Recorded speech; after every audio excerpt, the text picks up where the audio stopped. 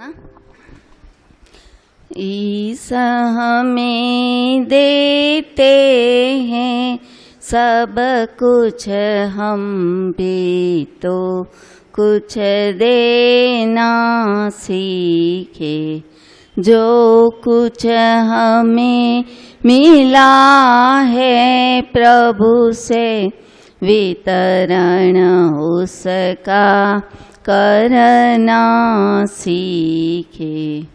हवा प्रकाश हमें मिलता है, मेघों से मिलता है पानी। यदि बदले में कुछ नहीं देते, इसे कहेंगे बेईमानी। इसीलिए दुख भोग रहे हैं, दुख को दूर भगाना सीखे। ईसा हमें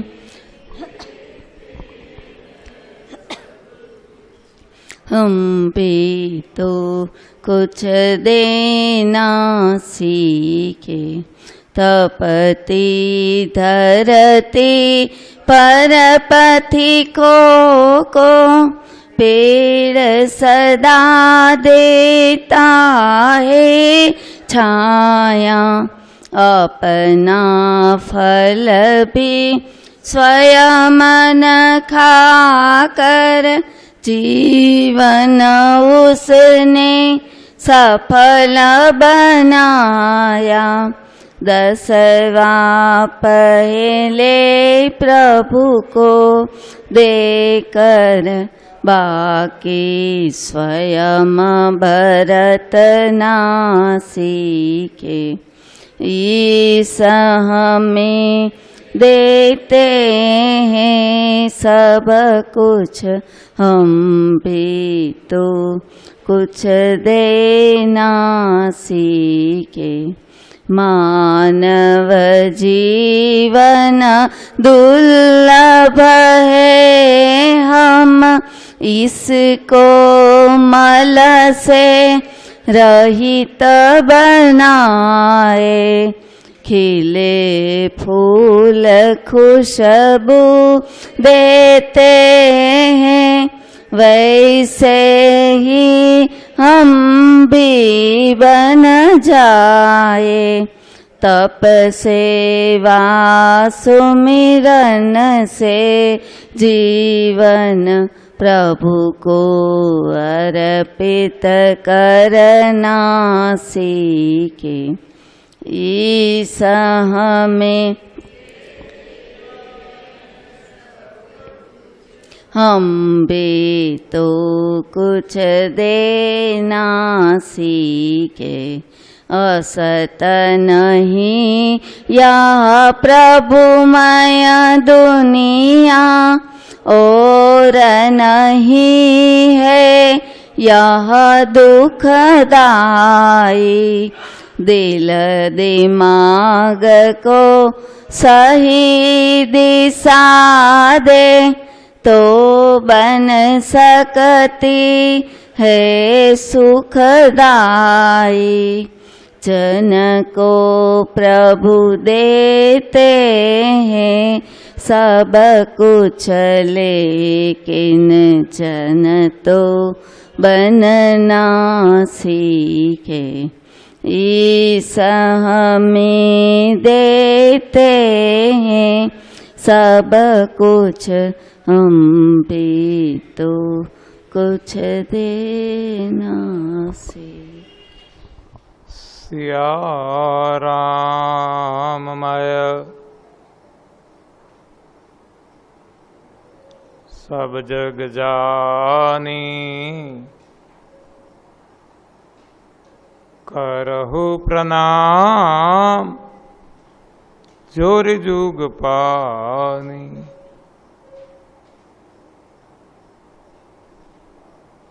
आज 8 दिन की शिविर का 5वां दिन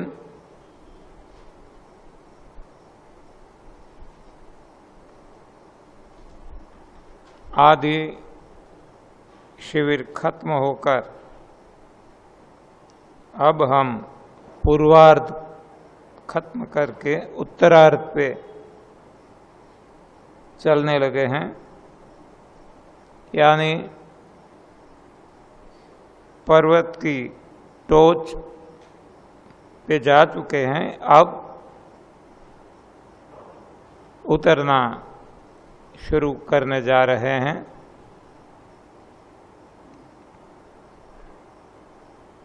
तब काफी लोगों को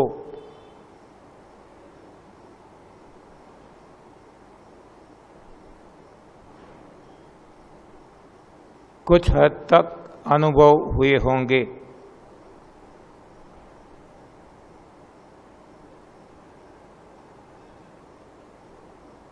तो कैसे कैसे अनुभव किसको हुए हैं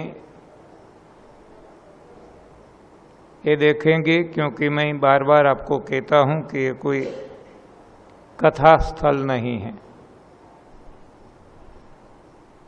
ये प्रयोगशाला है, कार्यशाला है। तो यहाँ थियोरी पार्ट समझना है, प्रैक्टिकल करना है और रिजल्ट पाना है। तो थियोरी भी डेली चलती है,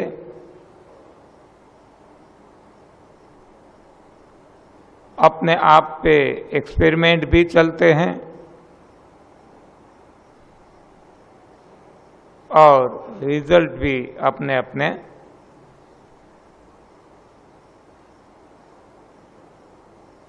सभी को मिलते हैं अपनी अपनी कक्षा के अनुसार।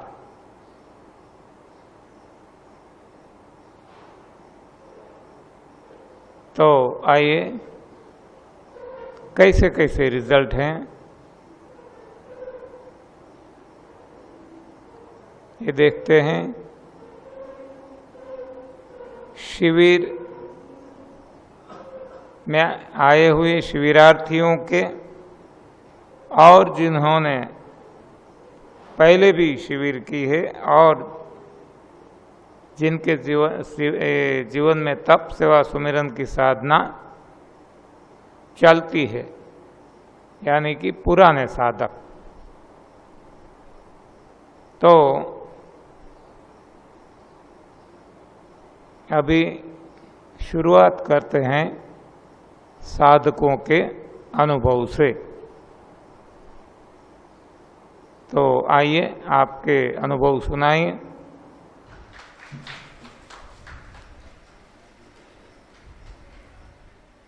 बैरागढ़ में यह शिविर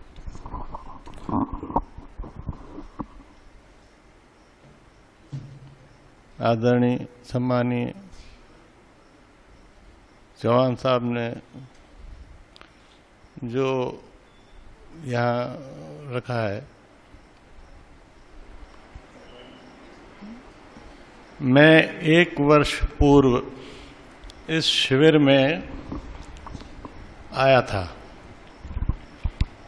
और मुझे सिर्फ इतनी जानकारी थी कि प्राकृतिक चिकित्सा में हर मर्ज का इलाज है। मैं उसको सुनकर तुरंत आ गया था और इस शिविर को आके मैंने अटेंड किया था। खाना पीना बहुत अच्छा खाता पीता था, मीठा क्या कड़वा क्या सब। मेरा उस वक्त वजन लगभग 98 से ऊपर था, 98 किलो से ऊपर था। और जब मैं बैरागढ़ स्टेशन, भोपाल स्टेशन पे उतरा, हमारे दामाद साहब मेरे को लेने आए थे, मैं वहाँ पहुँचा और यहाँ आया। मेरा दामाद साहब ने खूब खिदमत की, चाय पानी नाश्ता कराया। जब शिविर में आया 9 बजे, यहाँ जानकारी मिली कि पहले उपवास करना है 6 घंटे का, उसके बाद भोजन कच्चा खाना है। मैं हैरत में रह गया कि ये कैसी विधि है, क्योंकि कभी मैंने सुनी नहीं थी कि कच्चा भोजन भी कुछ होता है। चलो ठीक है, मैं तो उसमें आ गया और उसी वक्त से मैंने उसको पालन में ले लिया। उपवास भी, खाना भी। 3 दिन के अंदर, मात्र 3 दिन के अंदर में उसका मुझे लाभ मिलना चालू हो गया। मैं आपको बता दूं कि मैं जब यहां आया था तो मेरे घुटनों में इतना दर्द रहता था, इतना था कि मैं चल नहीं पाता था, बिल्कुल नहीं चल पाता था, असमर्थ था। और मुझे ऐसा लगता था कि ये दर्द जो है वो किसी दुश्मन को भी न दे। दर्द तो दर्द है, कोई भी दर्द है, कोई भी दुख है, वो दुख होता है। उसकी दूसरे इंसान को वो नहीं होती है कि भाई अरे गोलियों से ठीक हो जाएगा। गोलियां खा के भी 4 साल हो गए। 4 साल में अगर 5%, 10% मुनाफा मिला तो कोई मुनाफा नहीं कहलाता है। लेकिन जब यहाँ हमने उस चीज को फॉलो किया, हमने उसका पालन किया,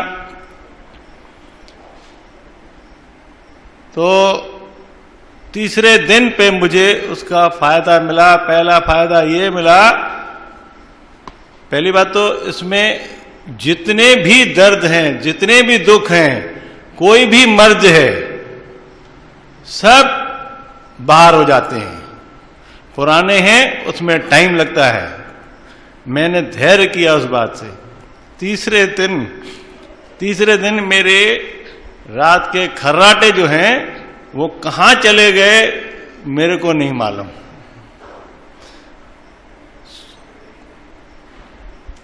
उसके बाद घुटनों के दर्द जो है 5 दिन के अंदर में मैं यहां अनाउंसमेंट करके गया था कि मेरे 90% घुटनों का दर्द जो है निकल गया है।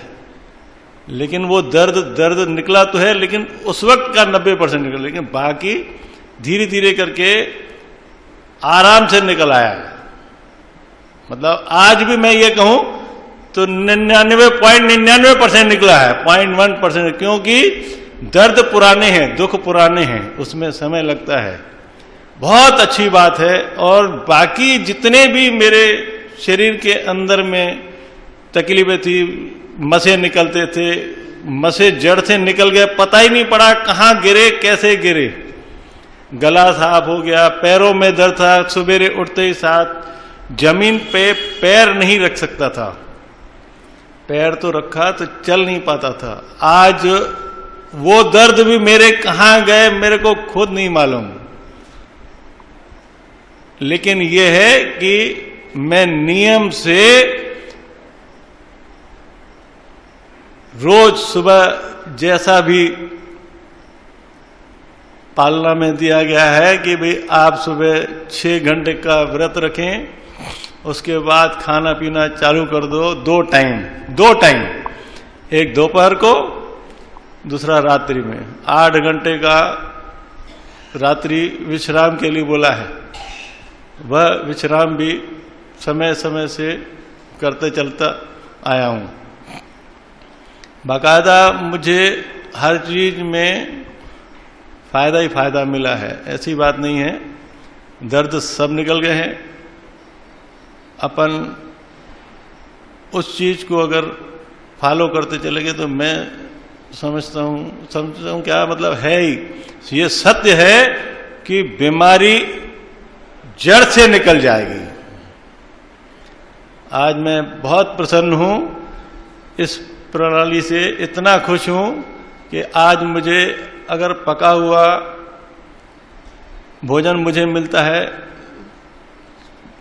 क्या, जैसे कभी कोई चीज श्रीमती ने घर में बना ली, बोले थोड़ा ले लो, थोड़ा ले लो, हाँ रख दो।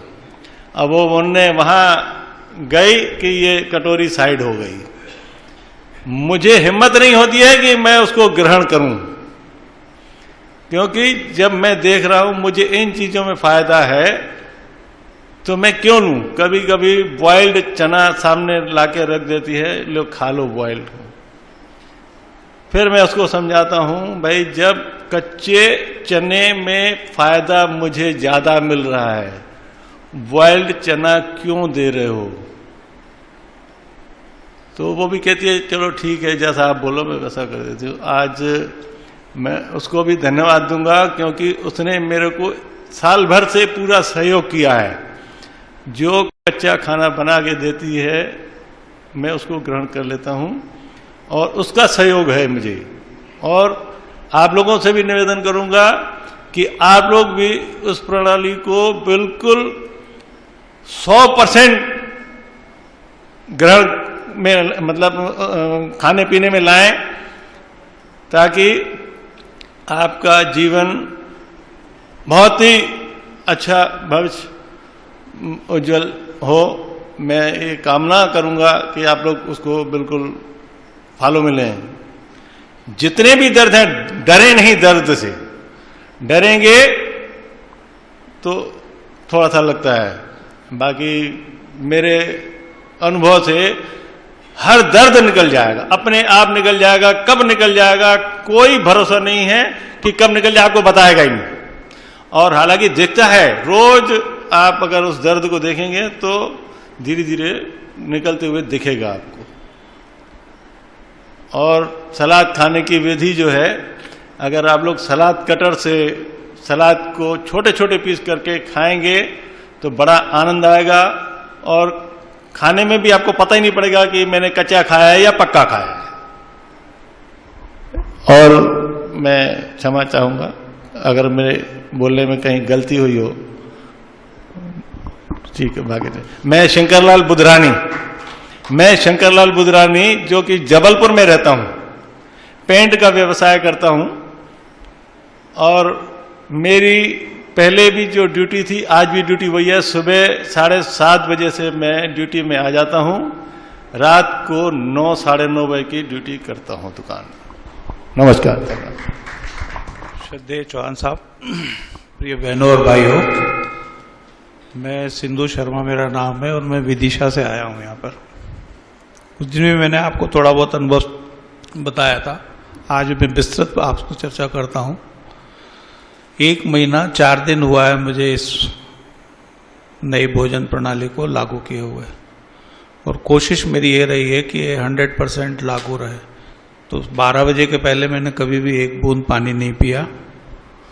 अब प्रॉब्लम क्या थी मुझे, मैं पहले वो बताता हूँ आपको। 89 किलो मेरा वजन था, और मैंने अपोलो में टेस्ट करवाया था, तब मुझे मालूम पड़ा कि मेरे प्रोस्टेट बढ़ गया है और उससे डिस्चार्ज में दिक्कत होती है, उसका फंक्शन गड़बड़ हुआ है। साथ में उन्होंने बताया कि आपका लीवर भी गड़बड़ हो गया है, थोड़ा बड़ा हो गया है, और उसका फंक्शन भी गड़बड़ है। इसके अलावा इंडाइजेशन रहता ही था, एसिडिटी रहती थी, और पिछले 25-30 साल से मुझे ये राइट साइड में नमनेस है। तो चिंता ये रहती थी कि कहीं ऐसा ना हो कि पैरालाइज्ड हो जाऊं मैं। और जब ये प्रोस्टेट का और लीवर का मालूम पड़ा तो चिंता और ज़्यादा बढ़ गई। खाने पीने पे बिल्कुल कंट्रोल नहीं था। मीठा खाना इतना पसंद था कि अगर मिसेज घर में बनाती तो वो सोचती कि चलो कोई बाहर वाले आएंगे तो उनके लिए वो छुपा के रख देती थी, और वो स्कूल जाती थी, मैं सबसे पहले वो खोजता था कि मीठा कहाँ है, और खा लेता था और खाली कर देता था डिब्बा। और फिर बाद में पछताता था कि ये कैसी आदत पड़ गई है कि अपन अपने शरीर को खराब होते हुए देख रहे हैं, फिर भी हम इस पर कंट्रोल नहीं कर पा रहे हैं। तो आज जब मैंने ये भोजन प्रणाली शुरू की तो पहले 3 दिन में मैंने कुछ खाया नहीं 12 बजे तक। तो सबसे बड़ा आश्चर्य मेरे बच्चों को, मेरी बेटी रहती है साथ में, और मिसेस को हुआ कि ये खाने वाला आदमी ना खाना कैसे शुरू कर दिया है। बट शुरुआत ऐसे की थी मैंने कि मेरे एक फ्रेंड से मेरी बहुत चर्चाएं होती रहती थी न्यूट्रिशन के बारे में। वो मुझे बताते थे कि अपन लोग ये न्यूट्रिशन ले लें, आजकल न्यूट्रिशन बहुत चल रहे हैं बाजार में, फूड सप्लीमेंट्स। मैं भी उसके बारे में काफ़ी बेचा करता था। फायदा किसी से कुछ भी नहीं हुआ है, जो भी हुआ सब टेम्परेरी हुआ था। उन्होंने बताया यार कि शर्मा जी मैंने एक शिविर अटेंड किया था भोपाल में, भोपाल के ही रहने वाले हैं वो, तो उसमें वो कच्चा भोजन के ऊपर मैंने 15 दिन में 6-7 दिन अटेंड किया था, तो मेरा 15 किलो वजन कम हो गया। तो मैं कहा यार तुम मुझे बताओ, ये बात मेरी टेलीफोनिक हुई थी। 3 दिन बाद मैं उनके पास आया भोपाल में और 1-1.5 घंटे हम उनके साथ में डिस्कस किया। डिस्कस करने के बाद मैंने कहा यार मैं इसको कल से शुरू करता हूँ, इसका कोई अगर थोड़ा सा भी मुझे किताब वगैरह हो तो मुझे दो। तो उनके पास में एक किताब थी जिसके पेज निकल रहे थे, वो इंग्लिश में थी और इंग्लिश ज़्यादा सूट करती है मुझे, तो मैंने वो लेकर के चला गया। मैंने कहा यार मैं बाद में दूंगा। मैंने दूसरे दिन से शुरू किया और साथ में किताब पढ़ना शुरू करके सारे काम छोड़ दिए।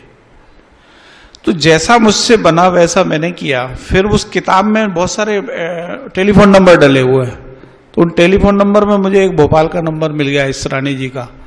मुझे नहीं मालूम था कि वो चीफ सेक्रेटरी है। मैंने उनको फ़ोन लगाया, वो बोले आप रात को 8 बजे मुझसे बात करना। मैंने कहा मैं आपसे मिलना चाहता हूँ और कुछ और बुक्स वगैरह और एनीमा अगर मिल जाए मुझे तो अच्छा रहे। तो उन्होंने कहा आप संडे को आ जाओ। फिर मैं और मेरी वाइफ को लेके गया। बट इसके पहले हम 6-7 दिन तक जूस बना के पीते रहे थे। अब उस जूस में क्या डालते थे, सब कुछ डाल देते थे, पालक भी और लौकी भी और आंवला भी, कैरी भी, नींबू भी, कद्दू भी, एक आधा आलू भी डाल लिया, पुदीना, ये जो जो भी पत्ती वाली आती थी, 2-3 तरह की पत्ती की भाजी, वो बना के बढ़िया, और उसको नींबू डाले उसमें 2, और साथ में छान करके उसमें नमक मिर्ची, सेंधा नमक, काली मिर्ची डाली। वो मैं पीने लगा, खुद बनाता था और पीता था। उसका फायदा ये हुआ कि तीसरे दिन से मिसेज भी बोली मेरे को भी पिलाने लगो, बच्ची बोली मेरे को भी पिलाने लगो। तो मैंने मिसेज से कहा, मैंने कहा इसको पूरी तरह से फॉलो कर लो। बोले मुझसे नहीं होगा। बट जैसे ही हम इसरानी जी के पास बैठे 1 घंटे 1.5 घंटे, उनसे सारी पुस्तकें ली और ये ली, और उनके जो भी विचार हमने सुने, तो उन्होंने बताया कि भाई ये एक साधना है, ये साधना है, तपस्या है। अगर आप इसे दृढ़ इच्छा से कर सकते हो तो करो। उससे ये हुआ कि मेरी वाइफ भी कन्विंस हो गई और वो बोली यार आप तो बिल्कुल ऐसे ऐसे बता रहे थे, इनके बताने से तो ऐसा लगा कि इसको फॉलो करना चाहिए। तो ऑलमोस्ट वो फॉलो करती है, खाना जरूर खाती हैं वो एक टाइम पे, बट वो फॉलो करती है, उनको भी फायदे हुए। अब आपको मैं बताता हूं कि फायदा क्या हुआ। जिस दिन मैं यहां आया था तब तक मेरा 9 किलो वजन कम हो गया था, केवल 12 बजे तक 1 बूंद पानी ना लेकर और फल फूल और सब्जी खा करके। मैंने अनाज नहीं खाया। बीच में यहाँ आया था बुक करने के लिए, तो मूंग ले गया था और ये मूंगफली के दाने उबले हुए, ये यहाँ से मैं ले गया था। तो 3-4 दिन मैंने शाम को वो सलाद के साथ में खाया। या बीच में एक बार मिसेज ने उबालने के लिए वो उसके लिए रख दिए थे भिगो करके, तो सुबह दूसरे दिन शाम को मैंने उनको 2-1 बार सलाद में खाया। बाकी मैंने जूस खाया, जूस पिया, साथ में फल खाए। अब परिवर्तन के ऐसे 9 किलो वजन कम होना बहुत बड़ी बात थी, और डॉक्टर ने बोला था कि तुम करीब 75 किलो या 72 किलो वजन कम करो।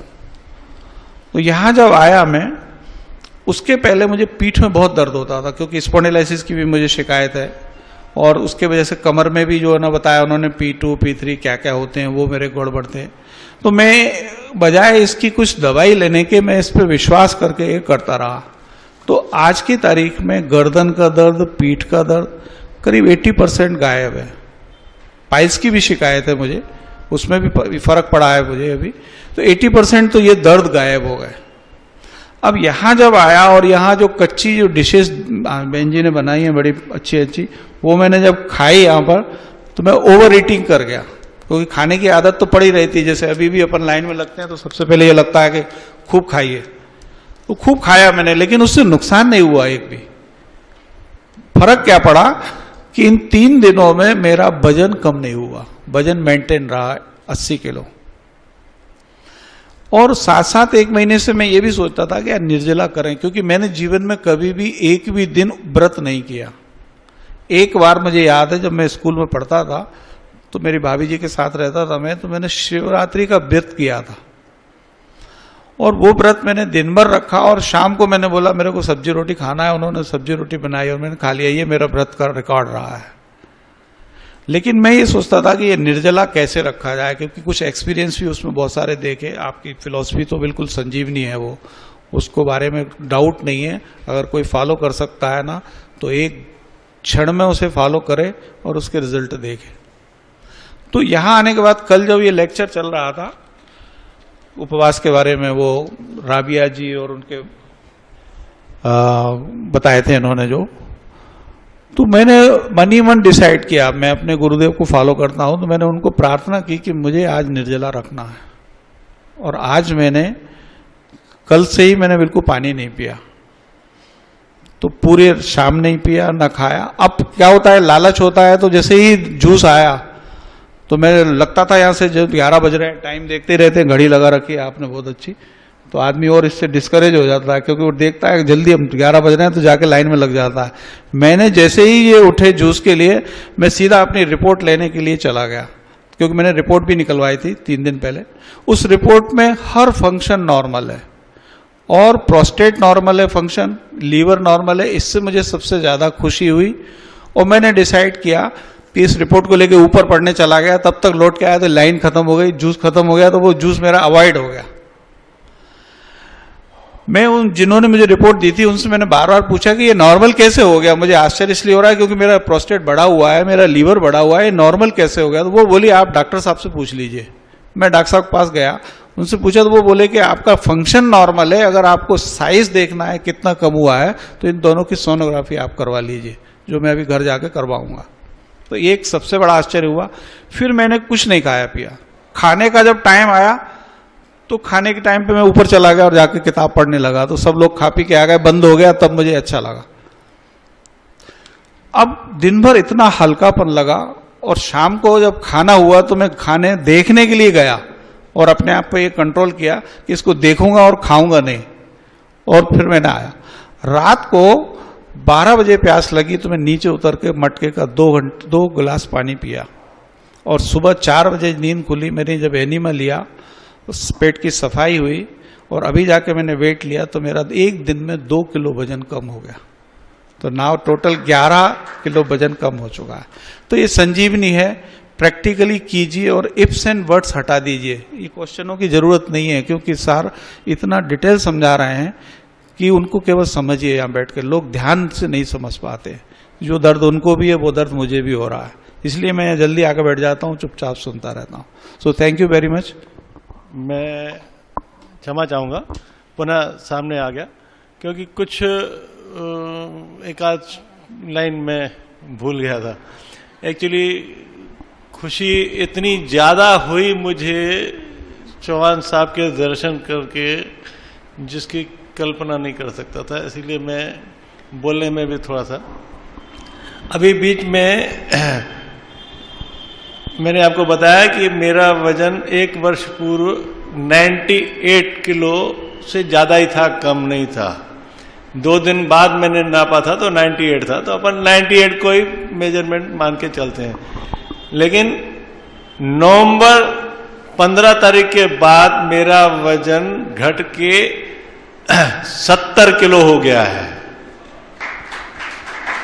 लगभग अपन 28 किलो वजन 7 महीने के अंदर में अपन मान रहे हैं कि, लेकिन जितनी भी तकलीफें हैं लगभग मेरी जा चुकी थी। दूसरा, अभी जबलपुर में हमारे भार्गव जी आए थे तो उन्होंने वहाँ शिविर लगाया था। 200 लगभग लोगों के शिविर है, मैं वहाँ भी गया था, उसको भी अटेंड किया था, जहाँ देखा था, बहुत अच्छा लगा था वहाँ पे भी। अब और मैं निवेदन करूँगा कि जबलपुर में भी कैंप लगाने की पूरी हिम्मत कीजिए आपने। धन्यवाद। बहुत बहुत आदरणीय चौहान साहब को सत सत नमन। श्रोतागणों को चरण स्पर्श। मैं प्रदीप राय शिक्षक के पद पर अभी कार्यरत हूँ। मेरी उम्र 60 वर्ष है। मैं पिपरिया होशंगाबाद डिस्ट्रिक्ट से आया हूँ। मैं अभी यहाँ आने के पहले मेरे को 2 तकलीफ़ें थी। एक तो खांसी और कफ बढ़ा हुआ था, दूसरा पेशाब में तकलीफ़ थी, पेशाब जाने में जलन होती थी और बार बार जाना पड़ता था। पेशाब की हाजत होती, मुझे ऐसा लगता कि ना जाना पड़े, इतनी तकलीफ़ हो रही थी। मैंने इसको जानबूझ के दवाई नहीं ली थी कि मुझे मालूम था कि मुझे यहाँ 17 अप्रैल से आना ही है। मैंने ये बात घर में भी नहीं बताई, क्योंकि यदि मैं घर में बताता हूँ तो सब लोग कंपेल करेंगे कि दवा लो, डॉक्टर को दिखाओ, वो दवा लेनी ही पड़ेगी। इसलिए मैंने घर में भी नहीं बताया। यहाँ आया, मैंने जो भी यहाँ का क्रम है चौहान जी ने बताया वो सब फॉलो कर रहा था। तो अभी कल के पहले तक मेरे को ये तकलीफ़ थी पेशाब वाली, लेकिन आज जो है मैंने देखा बिल्कुल गायब हो गई है।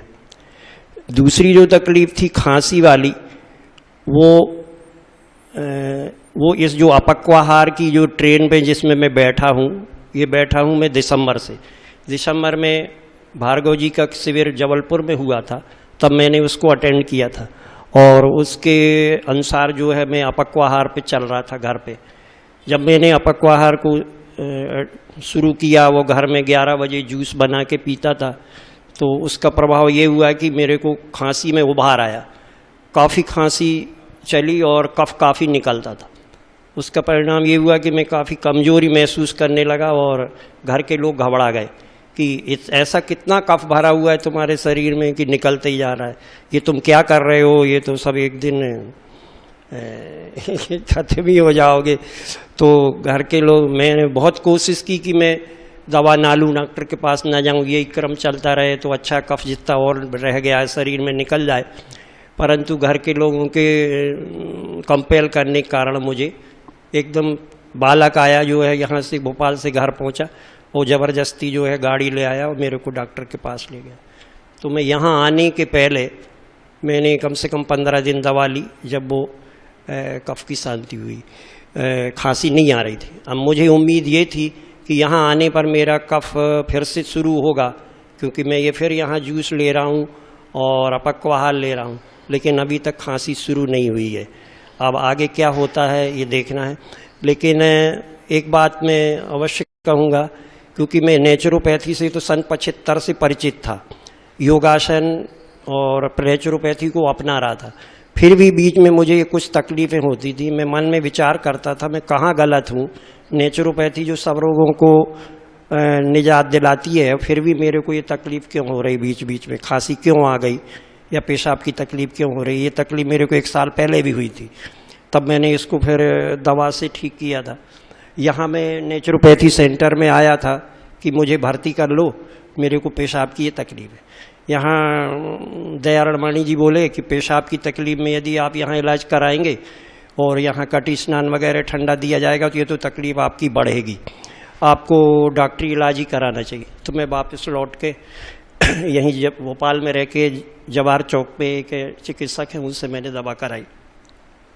अब मुझे उम्मीद है कि ये नेचुरोपैथी में सब कुछ करते हुए भी मुझे ये तकलीफ़ें हो रही थी, तो अब मुझे एक रास्ता मिला है कि अपक्वाहार ही एक ऐसा जरिया है जिससे कि 100% और हर रोग की जड़ सहित खत्म हो सकती है, ऐसी मैं उम्मीद करता हूँ। और आप सब लोगों से भी एक मैं जो भोग चुका हूँ वो आपको कहूँगा कि आपके जो इलाज आप ये ले रहे हैं, इसमें आपको भी तकलीफ़ें बढ़ेंगी, उभार आएगा, जो भी आपका रोग है उसमें उभार आएगा। और उस उभार को देख के आपके घर वाले जो है आपको कंपेल करेंगे कि नहीं, अरे आप ये तो छोड़ो छाड़ो, ये क्या ले रहे हो, और आप दवाएं लो, ये करो। तब मेरी जो सलाह है कि ऐसा यदि आपको साथ हो तो आप तुरंत जो है यहाँ नेचुरोपैथी सेंटर में आ जाएं और यहाँ रह के इलाज कराएं, क्योंकि घर के लोग, मित्रगण और पड़ोसी ये सब आपसे यही कहेंगे कि आप तो ये छोड़ो छाड़ो और दवाएं लो। ये मेरा अनुभव है जो मैं आपसे बांटना चाहता हूँ। अस्तु, सब लोगों को मेरा शत शत नमन। धन्यवाद। बहुत बहुत धन्यवाद राय साहब। हमारी पद्धति कहती है कच्चा ही सच्चा। जो कच्चा है ना, उस सच्चाई को स्वीकार करना पड़ेगा। कच्चा मतलब जब तक आप अपने परिवार को, लोगों को इस विधा से नहीं जोड़ते हैं तब तक आप कच्चे हैं। और आप कच्चे हैं तो वो आपको जैसे एक बलगम वगैरह बना 15 दिन के लिए अस्पताल में भर्ती करेंगे। कच्चा ही सच्चा, इस सच्चाई को स्वीकार करना पड़ेगा। मैं गुरुदेव के शिविर में सूरत गया था, तो ये राय साहब की तरह ही मेरा कफ तो बिल्कुल चिकड़ गया था, निकलता ही नहीं था। और जब अंगूर के उस पर रहा, यहाँ 3.5 दिन का मैंने निर्जला किया, सूरत में मैंने 4 दिन का किया, 108 घंटे का किया था मैंने निर्जला। और जो मेरा कफ निकलना चालू हुआ ज़बरदस्त तरीके से। मेरा बड़ा बच्चा वहाँ पर डॉक्टर है MBBS, वो बोल रहा है कि स्वाइन फ्लू हो गया, आपको दवाइयाँ खरीद लो, ये कर लो। हम लोगों ने कुछ नहीं लिया, बहुत बढ़िया में हो गया। और जब शिविर समाप्त हो रहा था उसके 1 दिन पहले थोड़ा सा कुछ पक्का भोजन, हल्का सा दलिया वगैरह दिया जाता है, वो मैंने खाया। शिविर के समाप्ति के बाद दूसरे दिन गुरुदेव के पास में पेड़ के नीचे दोनों बैठे हुए थे। गुरुदेव ने पूछा कैसा लग रहा है, मैंने कहा बड़ा आनंद आ रहा है, मेरा कफ भी ठीक हो गया है बिल्कुल। तो गुरुदेव हंसने लगे और हंसते हंसते बोलते हैं, वो तुमने जो दलिया खा लिया ना पका हुआ, इसलिए वो दब गया, पूरा निकला कहाँ है अभी। तो ये आप कह रहे हैं ना फिर से दोबारा कफ आएगा राय साहब, तो दोबारा आप कच्चे हैं तो आपके घर के लोग फिर लेकर के जाएंगे इधर उधर, तो आप कसम खा लो कि अपने को अस्पताल में यहाँ वहाँ जाना नहीं। और ये राय साहब हमारे नेचुरोपैथी का काफ़ी समय से इलाज ले रहे थे। जबलपुर का जो शिविर हुआ है, ये मेरे पास आए कि क्या करना है, तो मैंने कहा अभी आपके लिए करीब निकट जबलपुर वाला शिविर है 3 दिन का, इनका पहला रजिस्ट्रेशन था, करा के गए थे ये, और इसके बाद अपने श्रीमुख से ये बोल के गए हैं कि मैं सभी व्याधियों से मुक्त हो गया हूँ। आइए बहन। मैं संत नगर निवासी शीना राजानी हूँ और सर्वप्रथम मैं गुरु के चरणों में वंदन करती हूँ और उसके बाद में श्री भार्गव सर जिन्होंने मुझे इसके लिए प्रेरित किया उनको नमन करती हूँ और आप सबको नमस्कार। मैं शीना राजानी, मेरे को ब्लड प्रेशर मेरा हाई रहता था, उसके कारण मेरे को हार्ट में भी तकलीफ होने लगी। मैं पिछले 10-15 साल से यहाँ योगा अटेंड करती थी। सर मुझे पिछले 1 महीने से सर ने ये बताया, भार्गव सर ने ये मुझे पद्धति बताई। मैं पूरा तो नहीं लेकिन 80% करती रही। उसके बाद मैंने देखा मेरे को जो हार्ट में, डॉक्टर ने तो मुझे अटैक आने का डर बता दिया था, बॉर्डर तक आ चुका था, लेकिन मुझे बहुत कुछ अभी मेरे को बिल्कुल भी दर्द नहीं है, बहुत फ़ायदा पड़ा है। और मैं जो यहाँ एक चीज़ देख रही हूँ, प्यार, जब कल गुरुजन को देखा वो अपने हाथ से सबको खिला रहे थे, तो मुझे ऐसा लगा कि यहाँ हमने परमात्मा को तो साक्षात नहीं देखा, लेकिन यहाँ हमें परमात्मा के दर्शन हुए। Love is God and God is love, यही हमने बचपन से सीखा है हमारे गुरु जी से। और मैं भार्गव सर का भी बहुत आभार व्यक्त करती हूँ जिन्होंने मुझे इसके लिए प्रेरित किया। और अभी मुझे ऐसा लग रहा है, मैं बचपन से कभी व्रत नहीं रखती थी।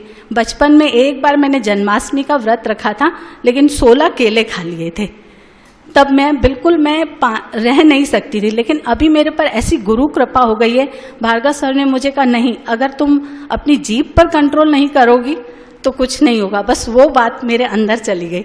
उसके बाद मैंने ये, अब कैसे मुझे शक्ति मिल रही है, 11 बजे तक 12 भी बज जाते हैं, बिना पानी के बिना खाए रह रही हूँ और मैं अंदर से अपने आप को बिल्कुल लाइट फील कर रही हूँगी और मुझे इतना अच्छा लग रहा हैगा। मैं सबका धन्यवाद करती हूँ, भार्गव सर का, गुरुजन का, आप सबका, और आपको भी इसी के लिए मैं प्रेरित करती हूँ। सभी को प्रणाम और गुरुदेव के प्रति श्रद्धा समर्पित करती हूँ। और सर्वप्रथम मैं अपने भाई डॉक्टर कैलाश मेहरा का बहुत आभार व्यक्त करती हूँ, जिनके प्रेरणा से मैं लखनऊ से चलकर यहाँ पर आई। और मुझे इससे पहले प्राकृतिक चिकित्सा का जो कॉन्सेप्ट था वो मेरे माइंड में केवल हवा, पानी और मिट्टी वाले प्रयोग का था। इसके अलावा मैं नहीं सोच सकती थी कि इसके अलावा भी कुछ हो सकता है। और उन्होंने इस बात पे बहुत जोर दिया कि गुरुदेव आ रहे हैं, तुम उनका शिविर एक बार अटेंड करो तो तुम्हें पता चलेगा। और सचमुच जब से मैं यहाँ आई हूँ, तो पहले तो मैं ये बता दूँ कि मैं कितनी बीमारियों की गिरफ्त में थी। थायराइड, BP, कोलेस्ट्रॉल और ये स्पॉन्डिलाइटिस में सर्वाइकल भी, लुम्बर भी, और इधर मेरी नसों का तड़कना भी शुरू हो गया था और मैं एक कदम रखने में भी रोना आता था मुझे। और साथ में गॉल ब्लैडर मेरा नहीं है और मुझे लगता था कि मुझे कुछ डाइजेशन प्रॉब्लम भी है। लेकिन और एक और बहुत ख़राब मेरी आदत थी जो मैं आपसे शेयर करूँगी। मैं भयंकर रूप से चाय प्रेमी थी और चाय प्रेमी के रूप में मेरी बड़ी ख्याति है, दूर दूर तक मैं रह नहीं सकती थी। और मुझे ताज्जुब हुआ है कि यहाँ की दिनचर्या को सिंसियरिटी के साथ एडॉप्ट करने के बाद मुझे चाय का ख्याल भी नहीं आ रहा है।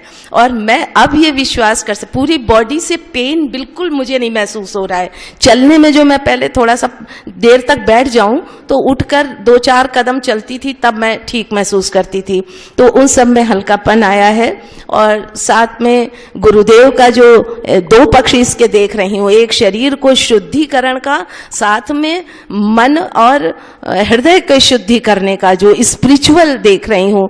तो ये इसका मतलब जो आज ये रिसर्चेज में आने लगी है बात कि सभी डिजीजेस साइकोसेमेटिक हैं और हमको इस पर ध्यान देना चाहिए। और उनके बोलने में तो आप अतिशयोक्ति ना समझे, मेरे हृदय की भावना है कि मुझे किसी वाक्य में लगा जैसे राजा जनक बोल रहे हैं, क्योंकि अष्टावक्र गीता मैंने पढ़ी है और उसमें राजा जनक का जब रियलाइजेशन हुआ है तो उस टाइम उन्होंने जो कुछ चीजें बोली वो बिल्कुल एज इट इज बोल रहे थे। तो मुझे लगा कि हम किसी संत के ही चरणों में आ गए हैं, किसी आत्मज्ञानी के चरणों में आ गए हैं। और मैं यहाँ आप सभी के समक्ष ये संकल्प लेती हूँ कि मैं इसको पूरी ईमानदारी से अपनाऊंगी और अगले शिविर में मैं बिल्कुल फिट आपके सामने नजर आऊंगी। Thank you. सबसे पहले गुरुजी को शत शत नमन, सभी भाई बहनों को नमस्कार। परसों मेरा बीपी 150 और 110 था। इन्होंने भार्गव जी ने बोला कि 2 बार एनिमा करो। आज मेरा 110 और नीचे का 70 आया है और रिपोर्ट में थोड़ी भी चर्बी बढ़ी हुई निकली है। तो वो भी मुझे अब विश्वास पूरा हो गया है कि 8 दिनों में मेरी उतर जाएगी चर्बी कच्चा खाने से। मुझे प्रेम प्रकाश माटा कहते हैं, मैं दिल्ली से आया हूँ। गुरुदेव जी को शत शत प्रणाम। वैसे तो हमने स्वर्ग नहीं देखा, पर यहाँ पर आकर ऐसे लगा कि जैसे कि हम स्वर्ग में आ गए हैं। गुरुदेव जी ने पहले दिन कहा था कि अगर कोई खाने का डिब्बा लाया हो तो वो उसको कहीं ना कहीं फेंक दे या साथ ले जाए या जो भी है। तो मैंने क्या किया, जब मैं खाने का डिब्बा लाया था हमारी मैडम ने उसमें लड्डू रख दिए, शहद की चक्की रख दी और आटे के बिस्कुट रख दिए, भी काम आएंगे खाने के लिए, पता नहीं वहाँ पे क्या मिलता है क्या होता है। तो जब मेरे को यहाँ पे हमारे एक दामाद के दोस्त वो मिलने आए तो उनको मैंने वो दे दिया, मैं कि आप और आपके बच्चे ये खा लेंगे।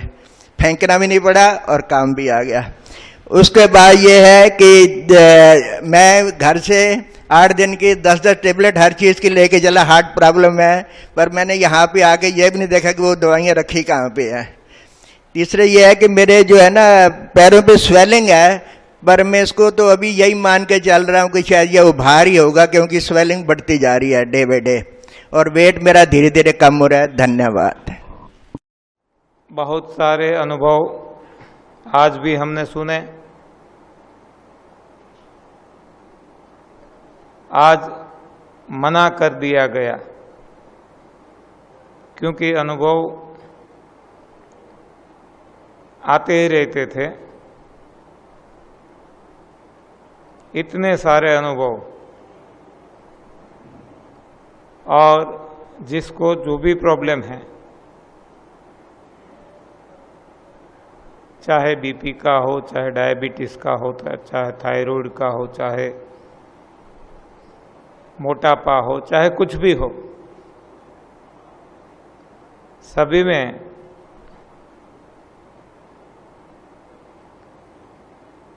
कम समय में बहुत ज़्यादा चमत्कारिक परिणाम सभी ने पाया है। और यहाँ से हमने अपने मुंह से सभी के अनुभव सुने। अभी जो कुछ सवाल है, आज से हमने सवाल जवाब शुरू करना तय किया था, तो थोड़े सवाल जो आए हैं ले लेते हैं।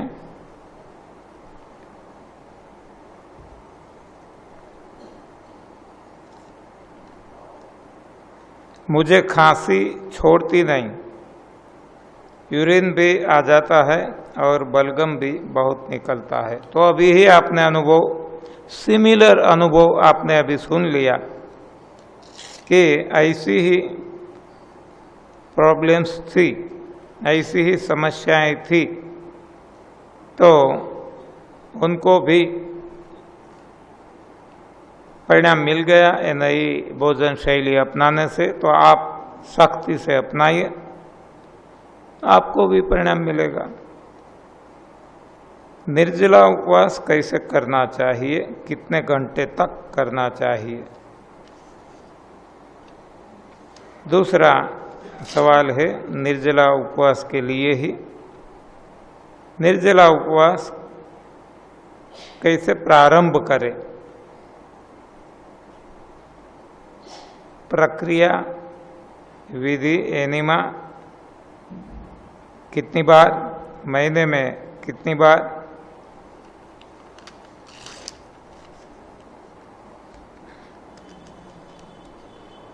और तीसरा सवाल भी कुछ वैसा ही है,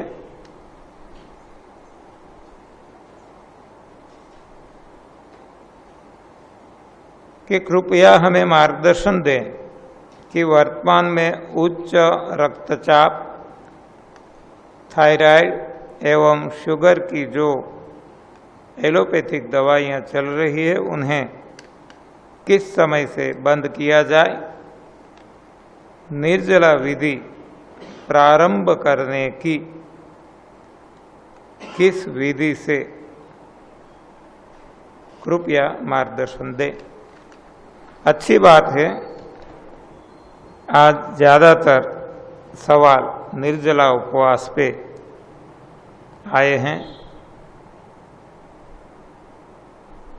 तो निर्जला उपवास की महत्ता आपके समझ में अभी आ गई है ऐसा लगता है। कल शाम भी जब मैं सभी को खिला रहा था तो जवान व्यक्ति भी होश से कहते थे कि मैं 3 निर्जल उपवास करने जा रहा हूं, 3 दिन के। ये निर्जल उपवास की जो महत्ता है ये आपके समझ में आ गई है ऐसा लगता है, अच्छी बात है।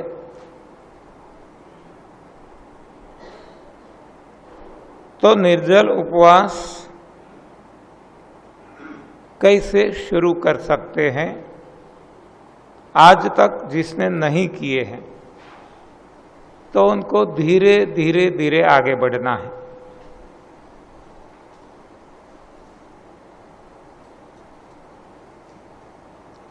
जहां तक हो सके शुरुआत करनी है। उठने के बाद न कुछ खाना न कुछ पीना,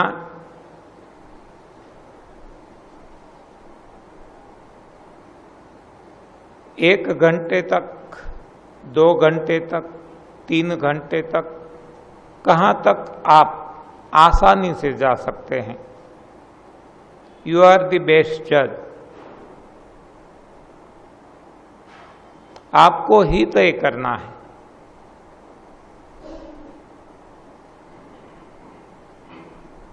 आप ही सवाल करता है, आपको ही जवाब देना है। आप ही शिष्य है, आप ही गुरु है। आप ही मरीज है, आप ही डॉक्टर है। आप ही आत्मा है, आप ही परमात्मा है। सब कुछ आप है। अहम ब्रह्मास्मि। अपनी कक्षा को बढ़ाना है बस। खुद ही को कर बुलंद इतना कि खुद खुदा ही पूछेगे, बोल बंदा तेरी रजा क्या है। कल हमने देखा था पार्वती जी मनु शतरूपा जी के माध्यम से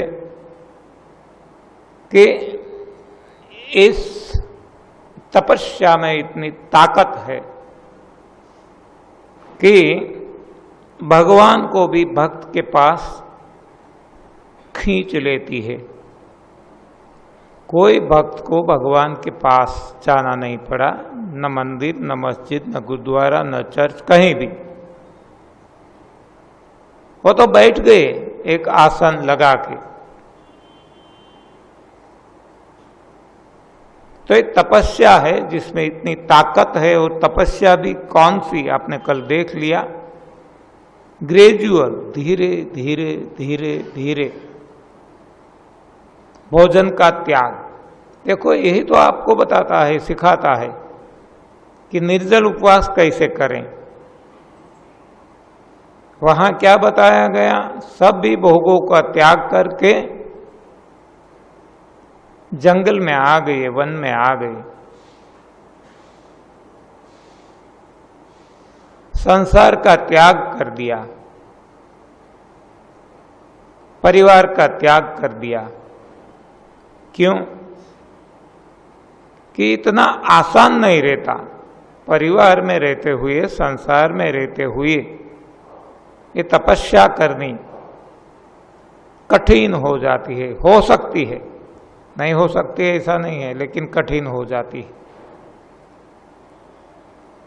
यहां जब आ जाते हैं तो सरल हो जाती है।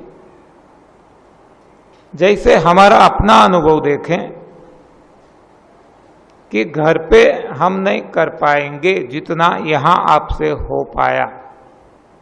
आप सभी का अनुभव है। यही साधना आप घर पे करना चाहते हैं तो या तो नहीं कर सकेंगे, और या तो कर लिया तो इसके लिए बहुत ही प्रयास करने पड़ेंगे, बहुत ही संघर्ष करना पड़ेगा सभी के साथ। जबकि यहां आसान हो गया तो ये हमारे लिए वनवास है। चाहे जंगल नहीं है, पेड़ पौधे नहीं है, लेकिन हम अलिप्त हो गए, हमारी फैमिली से, हमारे परिवार से, संसार से अलिप्त हो गए। ये हमारा सन्यास है 8 दिन का।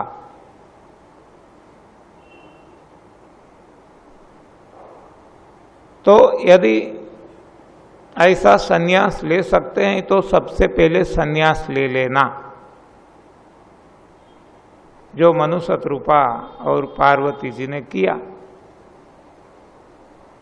यहां आने के बाद आपने देखा कि ना आग पे चढ़ा हुआ खाया है, ना एनिमल प्रोडक्ट खाया है, न तेल, दूध, घी की कोई आइटम खाई है। खाया है सब कुछ, मिठाइयां भी खाई है, सब्जी खाई है, फरसाण खाया है, सभी जो आपको चाहिए सब कुछ आपने खाया। लेकिन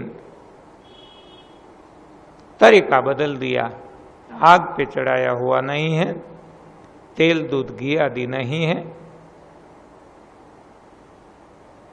तो इतना आपने छोड़ दिया, परिवार को छोड़ा और खाने पीने में भी इतना बदलाव आ गया। तो ये पकाया हुआ छोड़ दिया, एनिमल प्रोडक्ट छोड़ दिया। तो ये आपने प्रारंभ कर लिया निर्जल उपवास की ओर जाने के लिए। इतना जो छूटा, तो आप जैसे हम सीढ़ी चढ़ते हैं तो एक सीढ़ी, बाद में इसे छोड़कर दूसरी, तीसरी, ऐसे मंजिलें पार कर सकते हैं। तो ये भी हमारा रास्ता है निर्जल उपवास की ओर। या तो हमारी जो तपस्या है, तपस्या की ओर, प्रभु प्राप्ति की ओर जाने के मार्ग पे हमने कदम कदम आगे बढ़ाए हैं।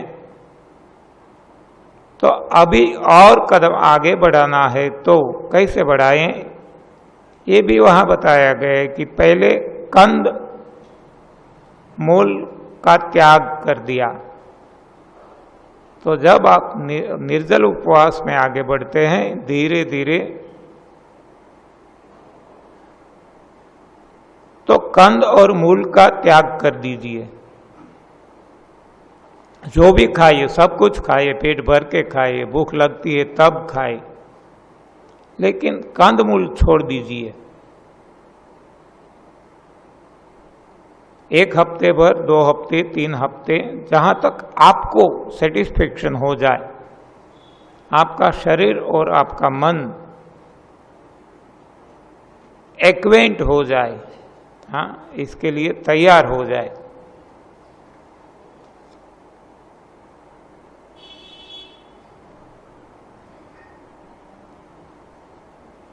तो धीरे धीरे ऐसे आगे बढ़ना है, एक के बाद एक छोड़ना है।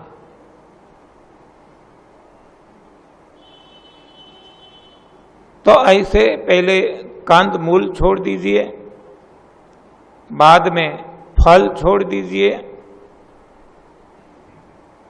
जो बचा वो खाइए, पत्ती, पानी और हवा। बाद में पत्ती भी छोड़ दीजिए, पानी और हवा पे आ जाइए, बाद में पानी भी छोड़ दीजिए। ये हो गया निर्जल उपवास की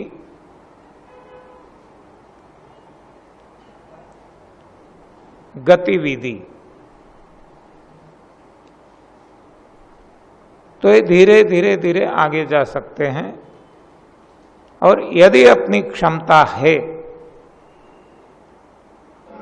तो एक साथ छोड़ दीजिए, और सीधा निर्जल उपवास पे आ जाइए। आ सकते हैं, बहुत सारे लोगों ने ऐसे भी उपवास किया है और कोई परेशानी नहीं हुई। तो ये 2 रास्ते सभी जगह है। जैसे कि एक है हनुमान जी जो छलांग लगाते हैं,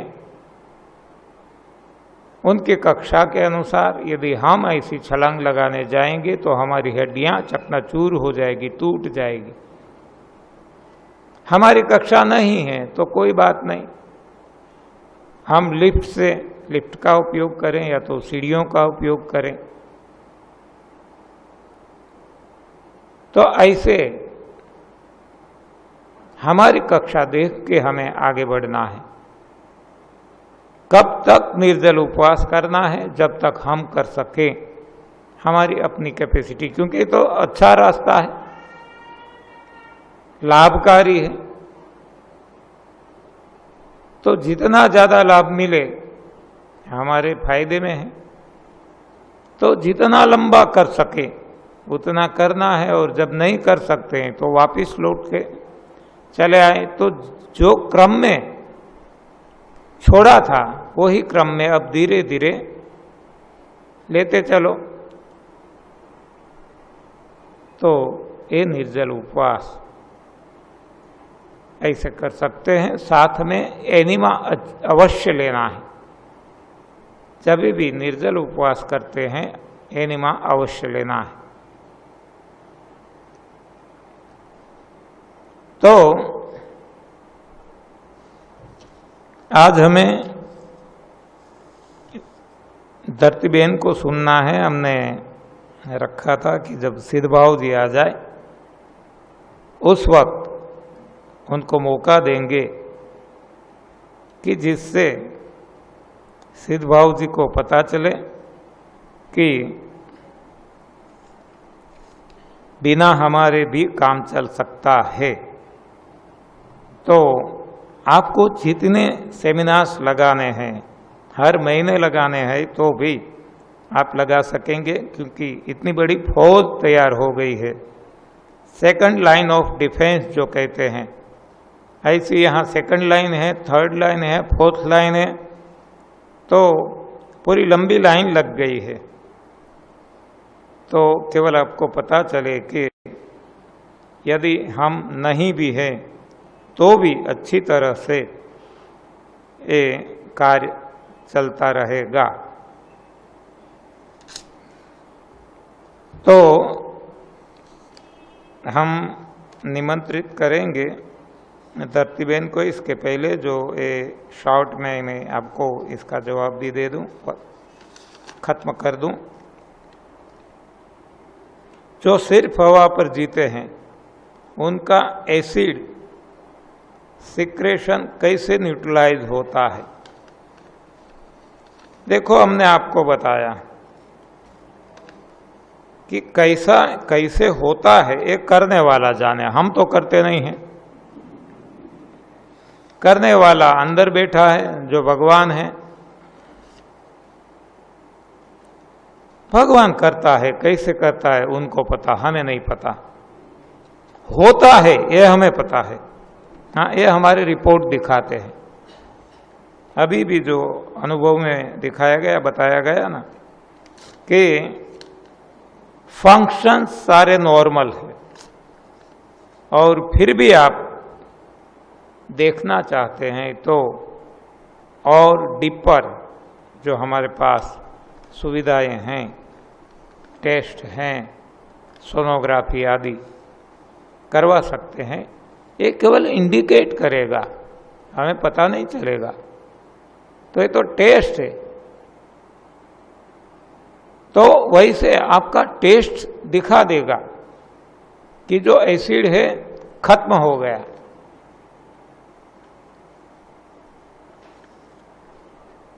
ये हमारी बाकी तो मान्यता है, क्योंकि हम बुद्धिशाली आदमी हैं और इसमें भी ये वैज्ञानिक युग के हैं, तो हमें ऐसे सवाल होने स्वाभाविक है। तब हम ऐसा सोच सकते हैं, यही सच है ऐसा मैं नहीं कह सकता। हम सोच सकते हैं कि जब हम निर्जल उपवास करते हैं, ना कुछ खाते हैं ना कुछ पीते हैं, तो शरीर को तो खाने की आदत पड़ गई है। हम बाहर से नहीं देंगे तो अंदर से खा जाएगी, तो अंदर जो भी कुछ मल कूड़ा कचरा जो भी कुछ पड़ा है वो खाना शुरू कर देगी। और इसलिए आयुर्वेद में ऐसा बताया गया है कि आहारम पचती शिखी, जब आहार देते हैं, भोजन देते हैं शरीर को, तो ये शिखी जो है, जठराग्नि है,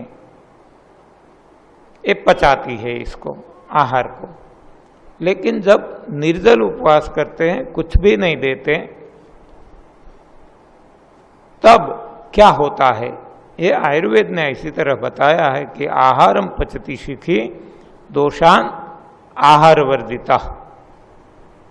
दोषान आहार वर्जिता, जब आहार नहीं देते, इस वक्त ये जो वाइटल पावर है, हमारी जीवनी शक्ति है, हमारा शरीर है, ये दोषों को खा जाता है। देखो, अच्छी चीजों को नहीं खाता, दोषों को खाता है। यानी कि एसिड दोष है, तो इसको खा जाता है, तो एसिड अपने आप निकल जाता है, जीरो हो जाता है। न्यूट्रलाइज तो तब होगा जब हम बेसिक देंगे, जब हम अल्केलाइन फूड देंगे, तब एसिड प्लस अल्कली होके न्यूट्रलाइज बनेगा। लेकिन ये उपवास में तो निर्मूल हो जाता है, न्यूट्रलाइज भी नहीं, निर्मूल। तो ऐसी आयुर्वेद में इसे समझाया गया है। बाकी हमारी समझ में तो इतना है कि प्रभु को समर्पित हो जाओ तो प्रभु सब कुछ कर लेगा। क्या कुछ खाद्य पदार्थों जैसे करेला में भी टॉक्सिन होते हैं? करेला एवं नीम के कड़वे होने के बावजूद यह कैसे मान सकते हैं कि ईश्वर ने उन्हें मनुष्यों के लिए बनाया है? नहीं बनाया है। कौन कहता है मनुष्यों के लिए बनाया है? स्पष्ट बताया गया है गीता जी में, अध्याय 17 श्लोक 9 में स्पष्ट तौर से बताया गया है कि कड़वा, तीखा, खट्टा, सॉल्टी, खारा, ये सभी पदार्थ खाने के लिए नहीं है, और फिर भी खाएंगे तो रोग होंगे। तो कोई भी कड़वे पदार्थ है खाने के लिए भगवान ने नहीं बनाए, ये भी नहीं बनाए। इन्हें दवाई का दर्जा जरूर दिया जा सकता है, जो इस प्रणाली में प्रतिबंधित है। दवाई का दर्जा हम दे सकते हैं क्योंकि रोग हमने उत्पन्न किए हैं। जब रोग है तो दवाई की आवश्यकता पड़ती है, जब रोग ही नहीं है दवाई कैसी। लोहा लोहे को काटता है तो ये रोग कारक सारी चीजें, हाँ, ये रोग को काटती है। तो जब गलत खाना खा लिया, रोग हो गए, रोग को हटाने के लिए ऐसे पदार्थ का हम इस्तेमाल करते हैं, हाँ, लेकिन ये भोजन नहीं है। तो ये सारे सवाल के उत्तर मैंने अपनी समझ के अनुसार देने की कोशिश की। अब धरतीबेन जी को बुलाएंगे। चारों ओर हमारी फौज तैयार हो गई है, चारों ओर, यूएसए में भी, दुबई में भी, जहीं जहीं गए, बॉम्बे में, गुजरात में तो बहुत सारे लोग तैयार हो गए।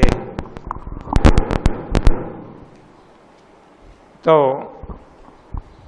ये ट्रेलर आपको दिखा देते हैं, इसलिए कि हमारी भविष्य में आवश्यकता न रहे। हमें आपकी आवश्यकता जीवन भर रहेगी, ये हम कभी नहीं भूलेंगे।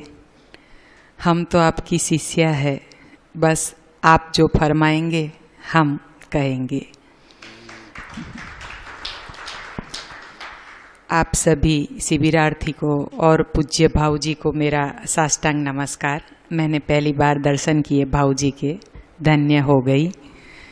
कितनी सेवा का काम करते हैं, फिर भी कितनी सादगी है।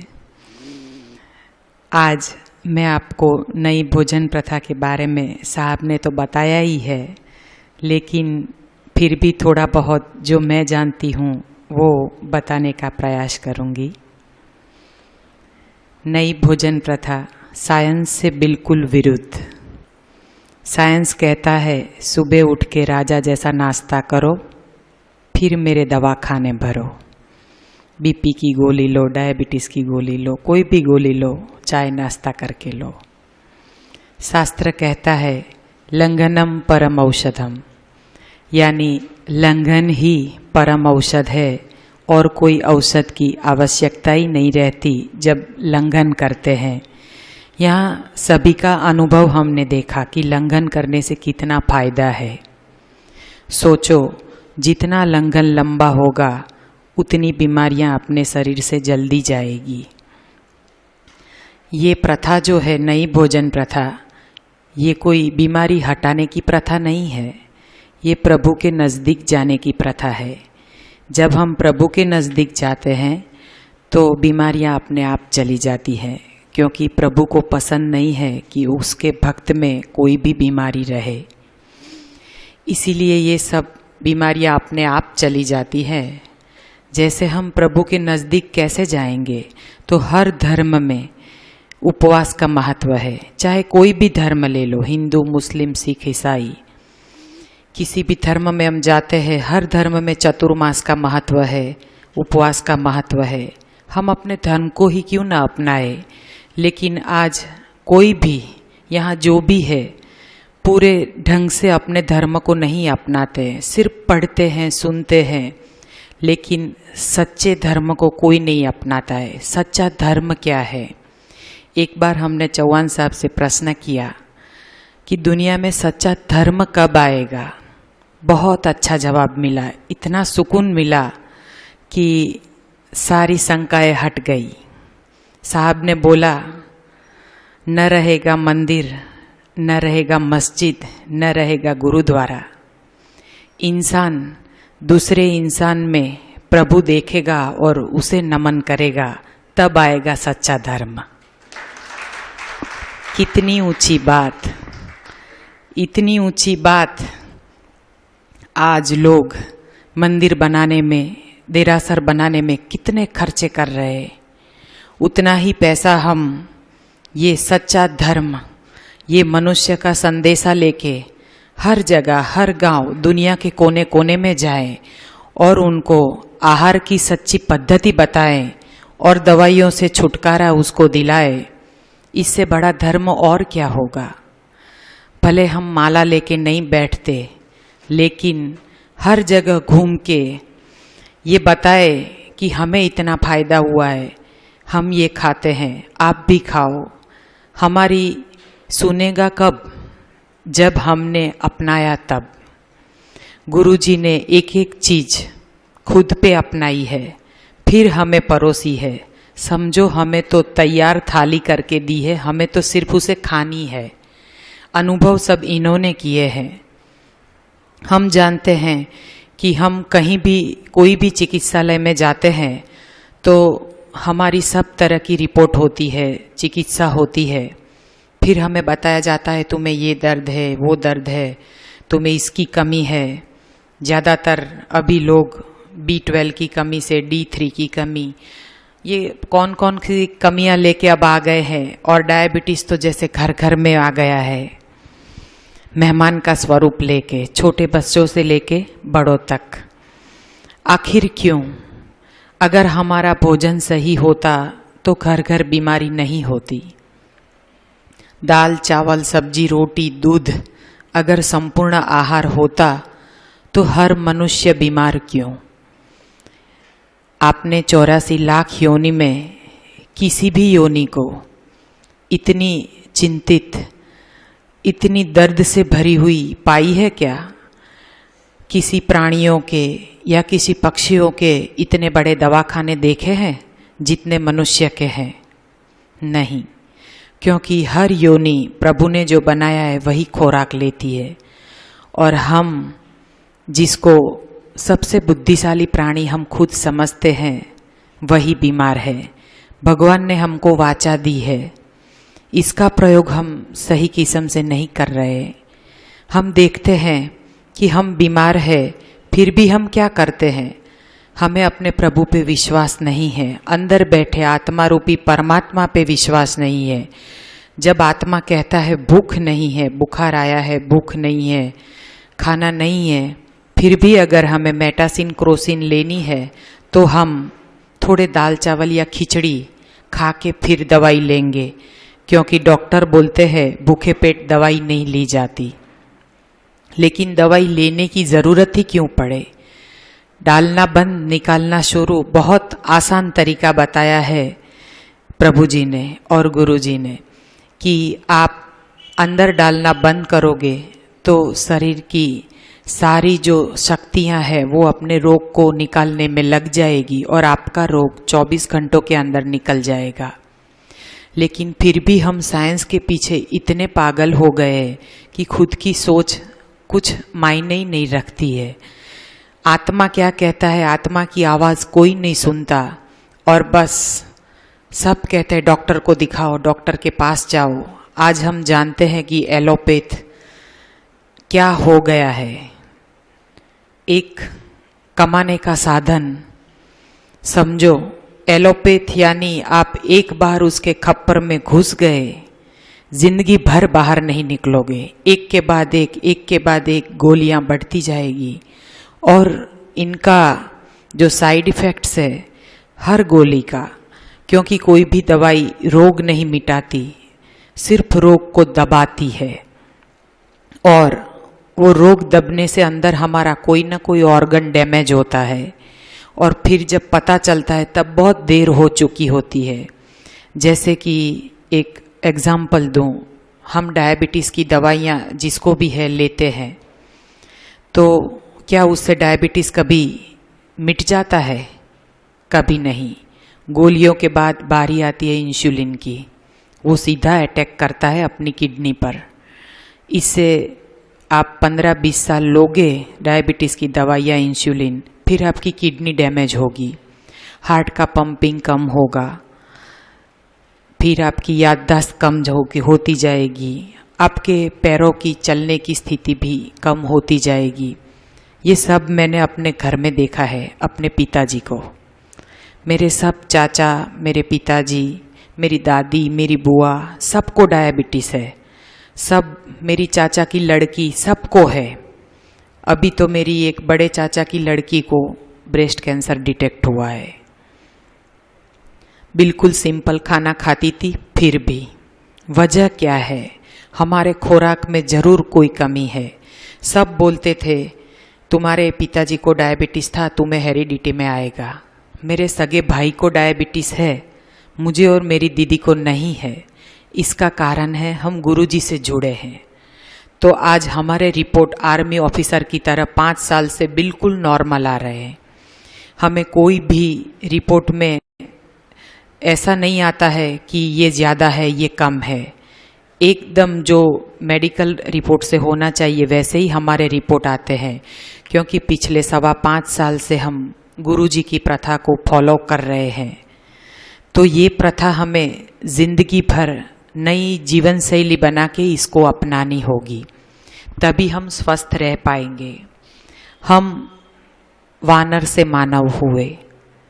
हम जानते हैं कि हमारे पूर्वज वानर थे। आपने कभी किसी वानर को बूढ़े होते हुए देखा है?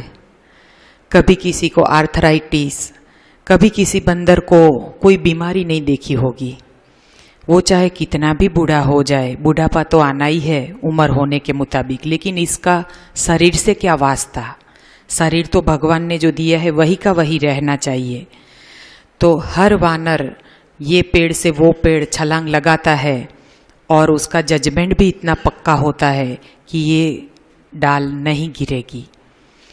तो उसका जजमेंट इतना पक्का है, वो किसी भी उम्र में छलांग लगा सकता है। तो मनुष्य क्यों नहीं? ये 35-40 की उम्र में कमर और जोड़ों के दर्द से क्यों पकड़ जाता है?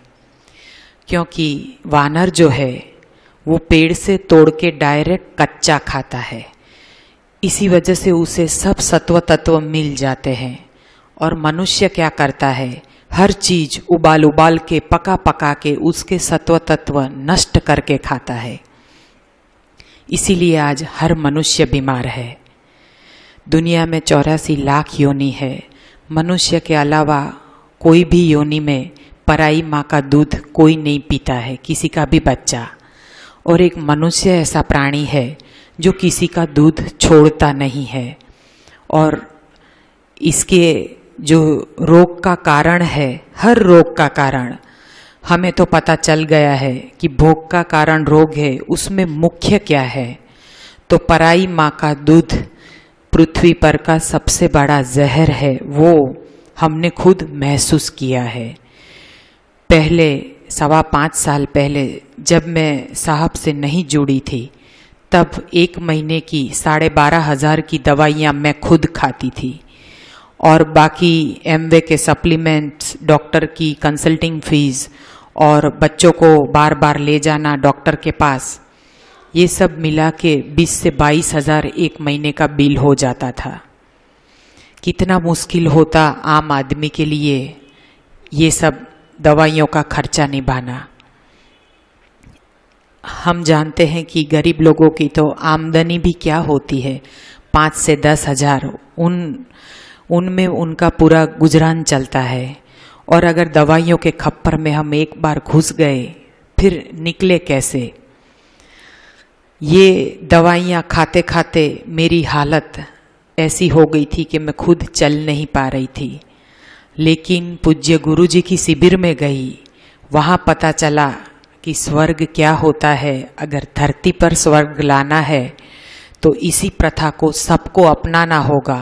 कैसे अपनाएंगे?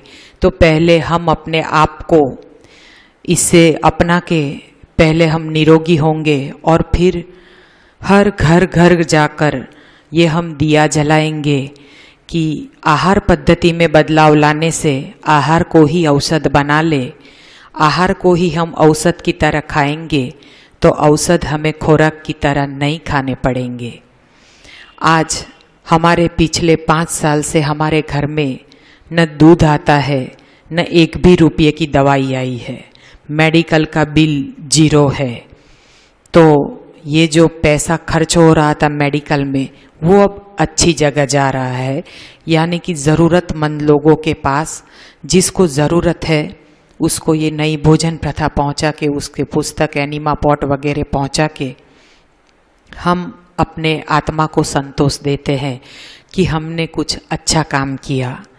हम किसी के घरों में ब्रेड बिस्किट नहीं भरते हैं, देते हैं तो ज्ञान देते हैं जो उन्हें हमेशा काम आए। हम कुछ खाना देंगे तो उनका कुछ ही दिनों में या कुछ महीनों में ख़त्म हो जाएगा। इससे अच्छा है ज्ञान दें और इसकी शिविर करवाए चौहान साहब की, तो उससे उसको पता चलेगा और ये सालों साल घर घर में, हर समाज में, संसार में ये एक नया दिया, एक नई ज्योति जलाएगा और पूरे संसार को हम निरोगी कर पाएंगे। आज हमने यहाँ बैठे बैठे फ़ोन के जरिए कितनों के घर में नए दिए जलाए जिसको हम पहचानते भी नहीं हैं।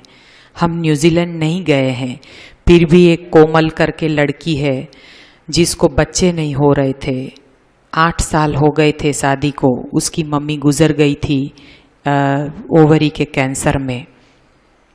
डॉक्टर को वो दिखाने गई, डॉक्टर ने बोला तुम्हारी ओवरी के आसपास चॉकलेट सिस्ट है। 6 चॉकलेट सिस्ट थी और 2 बड़ी बड़ी सिस्ट थी। बोले उस तुम्हें फाइब्रोड भी है तो तुम्हारा माँ बनना मुश्किल है, तुम शायद इस जन्म में माँ नहीं बन सकती। वो बार बार चेकअप करवाने जाती थी 6-6 महीने, लेकिन उसके रिपोर्ट कभी इतने अच्छे नहीं आते थे जो दवाइयों से सुधार होना चाहिए। उसके रिपोर्ट खराब होते चले गए और फिर एक दिन डॉक्टर ने उसको बोला तुम्हें बायोप्सी करवानी होगी। बायोप्सी उसी की करवाते हैं जिनको कैंसर का डाउट हो।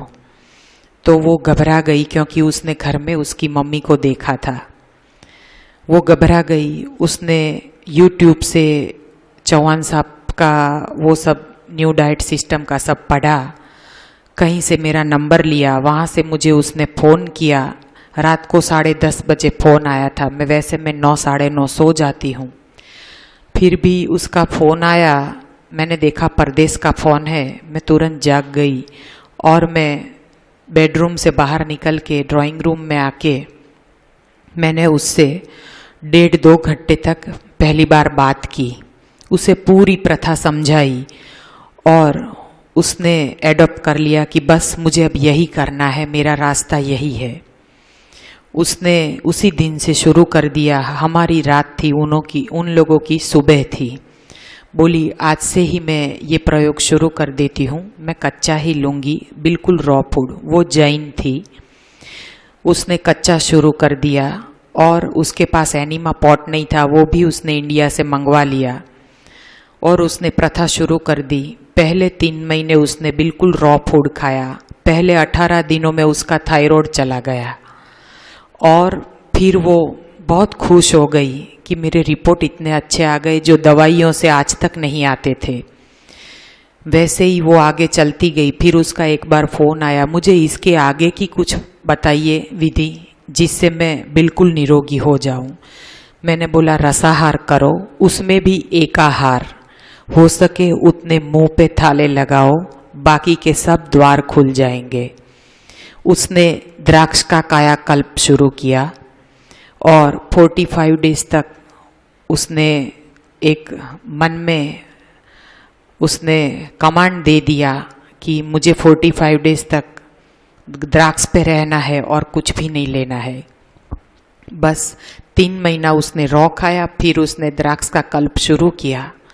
26वें दिन उसका फ़ोन आया, मैं पीरियड में नहीं हुई हूँ। मैंने बोला भगवान पे श्रद्धा रख, तुझे कुछ अच्छी खबर होगी, तू चेक करवा क्या। बोली नहीं, माँ बनना मेरी किस्मत में नहीं है। मैंने बोला ये तू कैसे कह सकती है, भगवान को जो मंजूर होगा वो आएगा, उसका निवारण जो भी है, तो एक बार डॉक्टर के पास होके आ।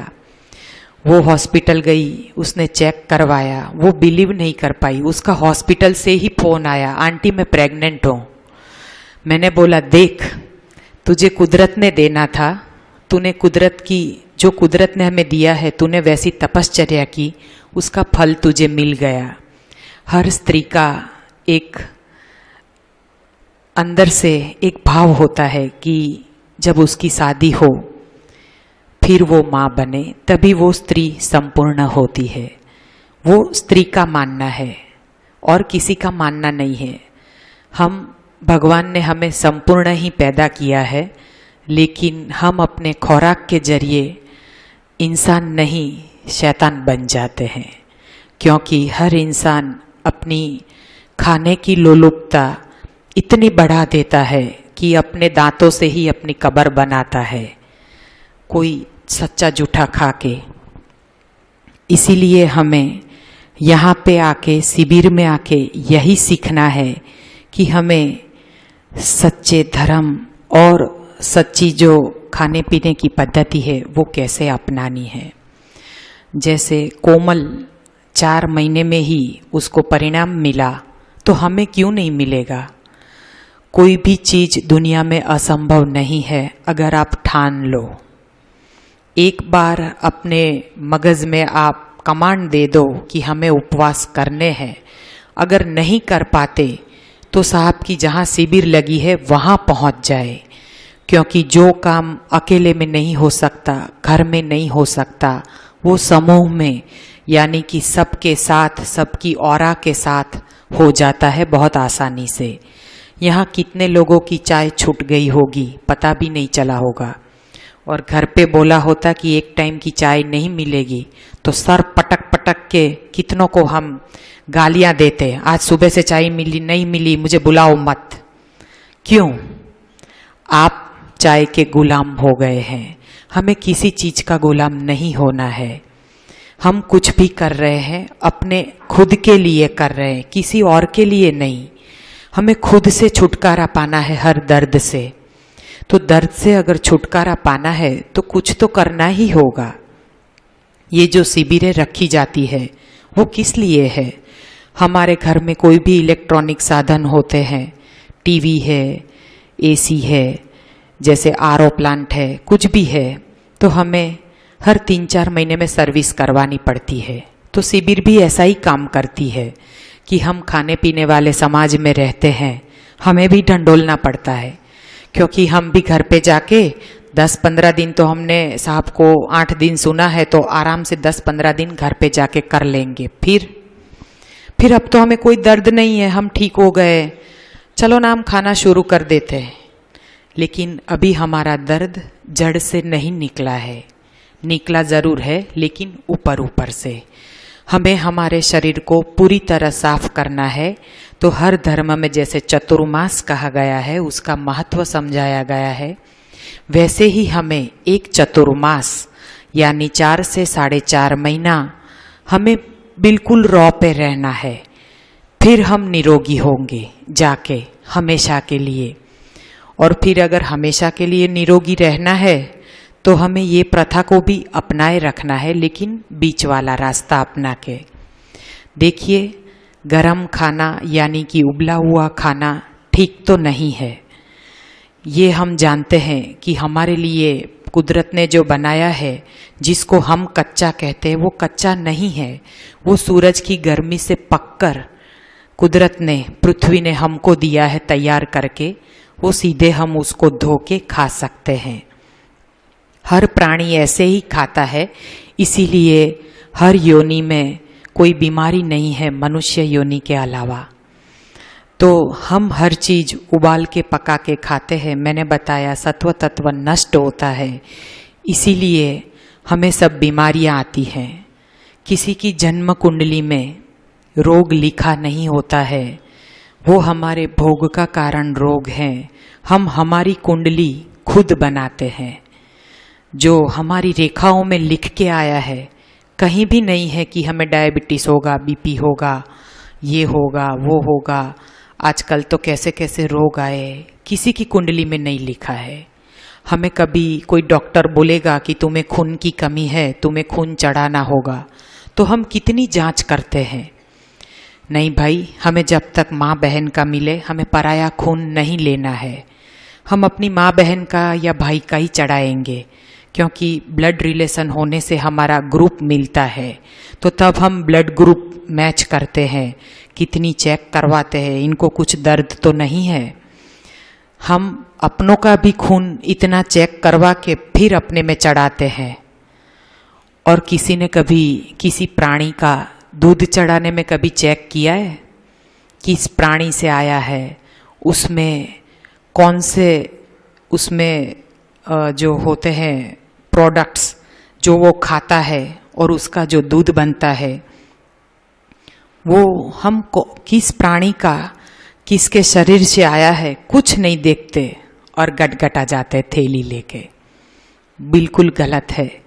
सभी रोग उसी से होते हैं।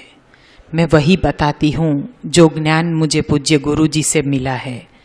मुझे बाहर से कहीं से कुछ नहीं मिला है, मुझे इन्होंने ही सब कुछ ज्ञान दिया है। इनकी शिविर पहले 2 सालों में मैं बार बार भरती रही हूँ। मैं छोटे छोटे बच्चे छोड़ के जाती थी। मेरे पति बोलते थे तू जा। क्यों?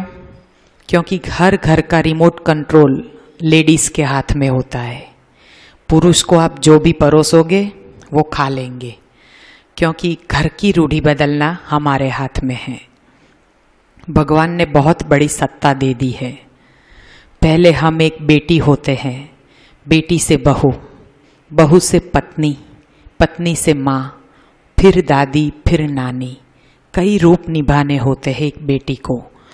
तो आज हम जिसको पैदा करते हैं उसको एक सही सलाह दे खाने पीने के बारे में। कैसे देंगे जब हम खुद ही नहीं जानते?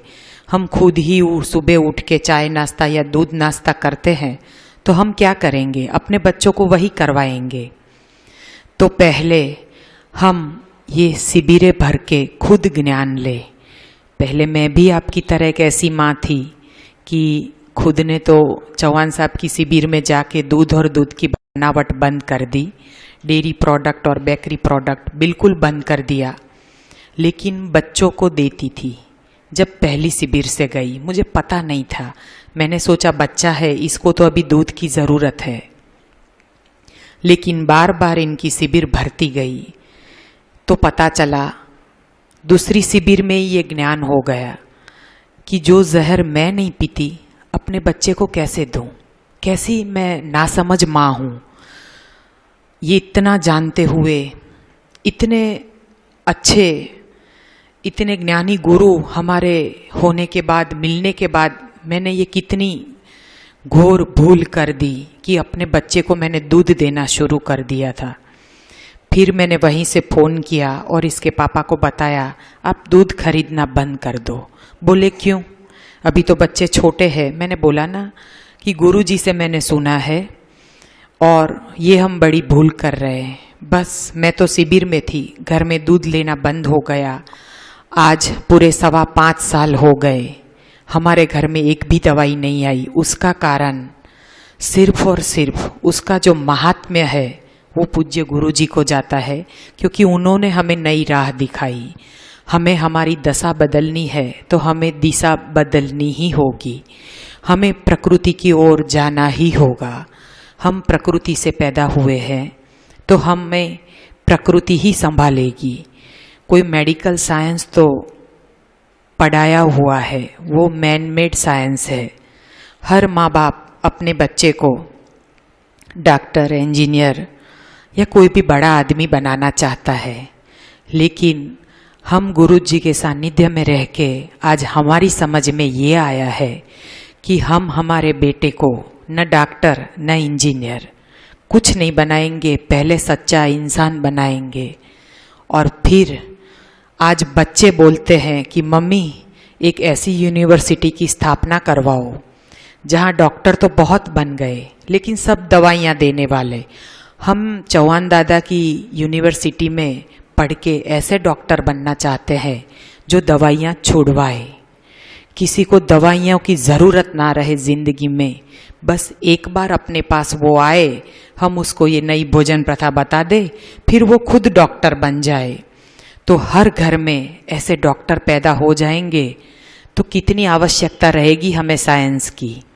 हम कहते हैं कि बड़े रोगों के लिए साइंस की ज़रूरत रहती है। जिसको बहुत बड़ी बीमारी है, जिसको मौत के मुंह से बचाना है, तो पहले हम ऐसा भी नहीं कहते कि आप अस्पताल मत जाओ, आपका रोग का निवारण ज़रूर करवाओ, लेकिन इलाज प्रकृति के पास करवाओ। इलाज करना हॉस्पिटल में ज़रूरी नहीं है। रोग हुआ है खाने से, जाएगा उपवास से। बस ये सिंपल लॉजिक जो गुरुजी हमें समझाते हैं, वो अगर हम समझ ले तो किसी की जिंदगी में ये रोग रूपी राक्षस अपना वर्चस्व नहीं जमा पाएगा। क्योंकि आज गुरुजी ने हमें प्रेरणा दी और उन्हीं की प्रथा लेके आज हम अपनी मिसाल देके, एक मसाल लेके जगह जगह घूमते हैं। पहले अपने आप को मिसाल दे, किसी को ऐसा प्रेरणारूप जीवन बनाए, तो ही हम मसाल बन के आगे जा पाएंगे किसी को प्रेरणा देने के लिए। क्योंकि पहले खुद तो प्रेरणादायी बने तो वो कैसे बनेंगे? अनुभव के बिना ये बहुत मुश्किल है। पहले हम अनुभव करें। तो ऐसी शिविरें बार बार लगवाए। ये शिविर है, ये कोई कमाने का माध्यम नहीं है। ये शिविर रखी जाती है लोगों को चार्ज करने के लिए। क्योंकि आप कहीं भटक जाओगे 2-3 महीनों में, वापस आके एक शिविर कर लोगे अगर ऐसी पावन जगह में, तो आपको इतनी गम्मत के साथ ज्ञान मिल जाएगा और वो ज्ञान आप ऐसे अपने साथ लेके चलोगे। क्योंकि ज्ञान जितना बांटते हैं उतना बढ़ता है, अपने पास रखने से कम होता है। तो आज पहले मैं खुद भी नहीं जानती थी कि मैं इतना बोल पाऊंगी, लेकिन आज चौहान साहब के साथ रहते रहते जहाँ जहाँ मैं उनके साथ जाती वो मुझे मौका देते, पहले अनुभव बोलती, उसके बाद अपने आप जो अनुभव किया है वो ही मैं आपको बताने लगूं। तो अनुभव से ही कितनों को प्रेरणा मिल जाती है कि अगर इतनी बीमारियों से हमें मुक्ति मिलती है तो हमारे दर्द भी सभी चले जाएंगे। हम जानते हैं कि अभी हम निरोगी हो गए हैं, तो शाम का खाना साहब ने बीच का रास्ता निकाला है कि एक टाइम कच्चा और एक टाइम पक्का, तो आप आजीवन निरोगी रहोगे। तो क्यों ना हम इसको अपनाए, ताकि शाम को खाने वाले से हम हमारे जीभ की सब स्वादेंद्रिय को संतुष्ट कर पाएंगे एक टाइम खाना खा के। लेकिन उसमें भी हमें ध्यान रखना है कैसा खाना है। पूज्य गुरुजी ने बताया है कि उबला हुआ खाना ठीक नहीं है, फिर भी हम चाहते हैं तो कैसे खाएं? तो जैसे कि हमारे बॉडी में 80% अल्कलाइन और 20% एसिड होता है, तो उसको हम कैसे बनाए रखें? तो लंघनम परम औषधम, दिन की शुरुआत लंघन से करें। और उसके बाद दोपहर को जब हमें पहला कुछ लेना है तो हरी पत्तियों वाला जूस ले, आंवला मिश्रित, क्योंकि उससे हमारी अच्छे से सफाई हो जाती है, हमारे आंते साफ हो जाते हैं। उसके बाद हमें कुदरत ने जो दिया है, हम ऋषि मुनि जैसा खाना खाए, यानी अपक्वा आहार। हम जो खाएंगे हमारे बच्चे वही खाएंगे, क्योंकि बच्चे जो देखते हैं वही करते हैं। तो अपक्वा आहार खाए। शाम को 5 बजे के बाद, कोई जैन है कोई चौवियार करता है, तो हम पका हुआ खाना एक बार ले सकते हैं, लेकिन ध्यान रहे उसमें गुरुजी ने बताया है वो मैं बता रही हूँ। टमाटर और नींबू कभी न उबाले। उबले हुए टमाटर टॉयलेट क्लीनर बन जाते हैं, बाथरूम धोने का एसिड बन जाता है। आजकल ज़्यादातर माताएं हर चीज़, हर सब्जी, हर दाल ग्रेवी में बनाती है। टमाटर, ओनियन और वो लहसुन डालकर उसकी ग्रेवी पहले तड़का देके एकदम गरम करके फिर उसमें दाल या सब्जी डालती है। ये चीज़ गलत है। उबला हुआ टमाटर, चाहे आपने 1 टमाटर दाल या सब्जी में डाला है तो वो आपको joints pain, arthritis, skin disease बहुत कुछ कर सकता है। तो ध्यान रहे, उबले हुए टमाटर हमें और किसी को नहीं देने हैं, क्योंकि पहले हम जो चाहते हैं स्वस्थ रहने की रेसिपी वो यहीं से शुरू होती है कि खटाई को उबाले मत। अगर आपको डालना है तो आप उसकी ग्रेवी बना के खाने के टाइम ऊपर से डाल दे, हिला के खा ले, उसको आंच पे मत चढ़ाइए। दूसरा रहा डेयरी प्रोडक्ट और बेकरी प्रोडक्ट बिल्कुल बंद कर दे। किसी ने कल बोला, हम रात को इधर बैठे थे यहाँ पे सामने, तो एक दादाजी ने बोला हम तो घर पे जाके ये ब्रेड वेड सब बंद करवा देंगे बच्चों को, और हो सका तो दूध भी बंद करवा देंगे। हम तो जाने के बाद ये हरा जूस बना के पिएंगे, बच्चे चाहे पिए न पिए, क्यों नहीं, हम इसको ही अपना मुख्य औषध बना ले। ये ग्रीन जूस को ही हम इतना टेस्टी बनाए कि बच्चे भी हमसे आके मांगे। बच्चे चाहे प्रथा करे न करे, सुबह का लंघन करे और ये ग्रीन जूस पिए, फिर खाने के टाइम 70 से 80% वो लोग फ्रूट सलाद वगैरह खाए और ना रह पाए तो हम उसको कुछ एक चीज दे दें जिससे वो संतुष्ट हो जाए, फिर आहिस्ता आहिस्ता वो भी छोड़ देंगे। हमारे बच्चे ने जैसे किया, कैसे करवाया, स्कूल से आते बस स्टॉप पे ही जूस लेके चले जाते हैं अट्रैक्टिव बॉटल में। बच्चे बॉटल देखते हैं, अंदर क्या है नहीं देखते हैं। उसमें एक अच्छा सा स्ट्रो लगा लिया, बस से उतरे, बहुत भूखे थे, फट फट जूस पी गए, 1.5 गिलास जूस पी जाते, उसे पता ही नहीं चलता है, फिर ठंडे हो जाते हैं। फिर उससे पूछते हैं बेटे आज स्कूल में क्या करवाया क्या नहीं, तो वो अपनी बातों में उलझ जाता है।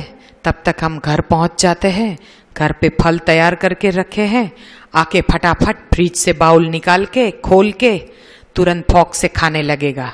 फिर मैं पूछती हूँ बेटे चाट मसाला चाहिए, नहीं नहीं मम्मी फ्रूट की कितनी मिठास है, चाट मसाला क्यों डाले।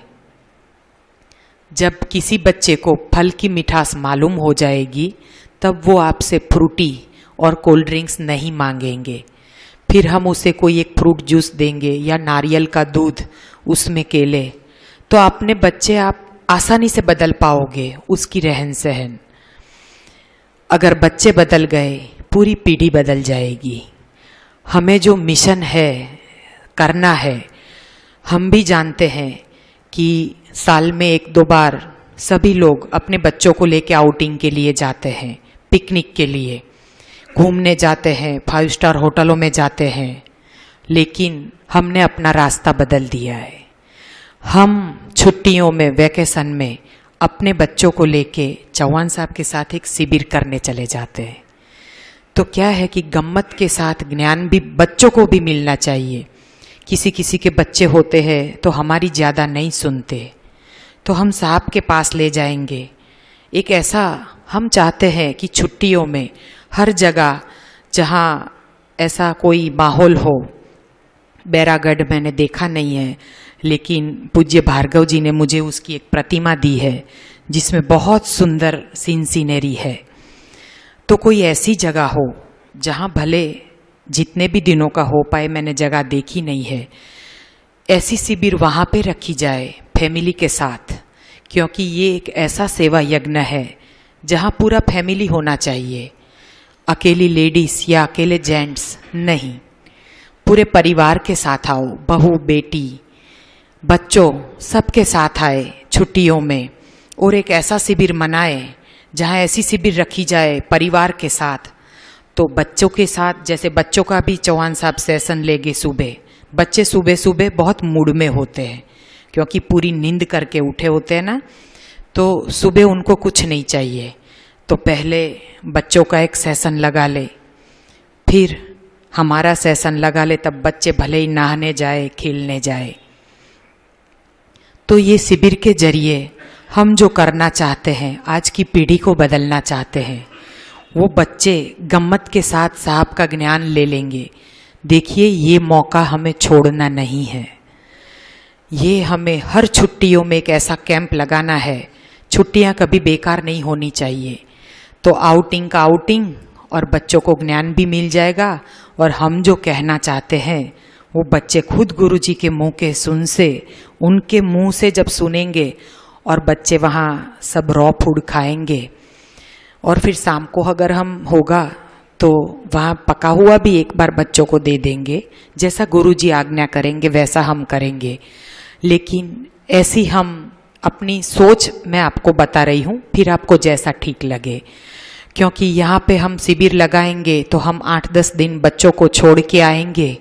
हर माँ बाप का जी अपने बच्चों पे लगा रहेगा, अगर छोटे हैं तो बार बार जी उधर चला जाएगा, वो क्या करता होगा, ठीक से खाया होगा नहीं पिया होगा, क्या होगा, उसको कोई जूस मिला होगा नहीं मिला होगा। तो ऐसे ही हम छुट्टियों वाला शिविर रखे, चालू स्कूल में भले ही हम ऐसे शिविर लगाए। पूज्य भाऊ जी की ऐसी भावना है कि हर महीने ऐसी शिविर लगे, तो ये तो बहुत ऊंची भावना है। हर महीने हमारा चार्जिंग होता रहेगा, यहाँ पे नए नए लोग आएंगे और इतना सारा ये जो ज्ञान चौहान साहब हमें दे रहे हैं वो डीवीडी के ज़रिए या खुद साहब आ जाए तो उनके ज़रिए शिविर के ज़रिए सबके अंदर जाएगा और एक नया प्रकाश फैलेगा।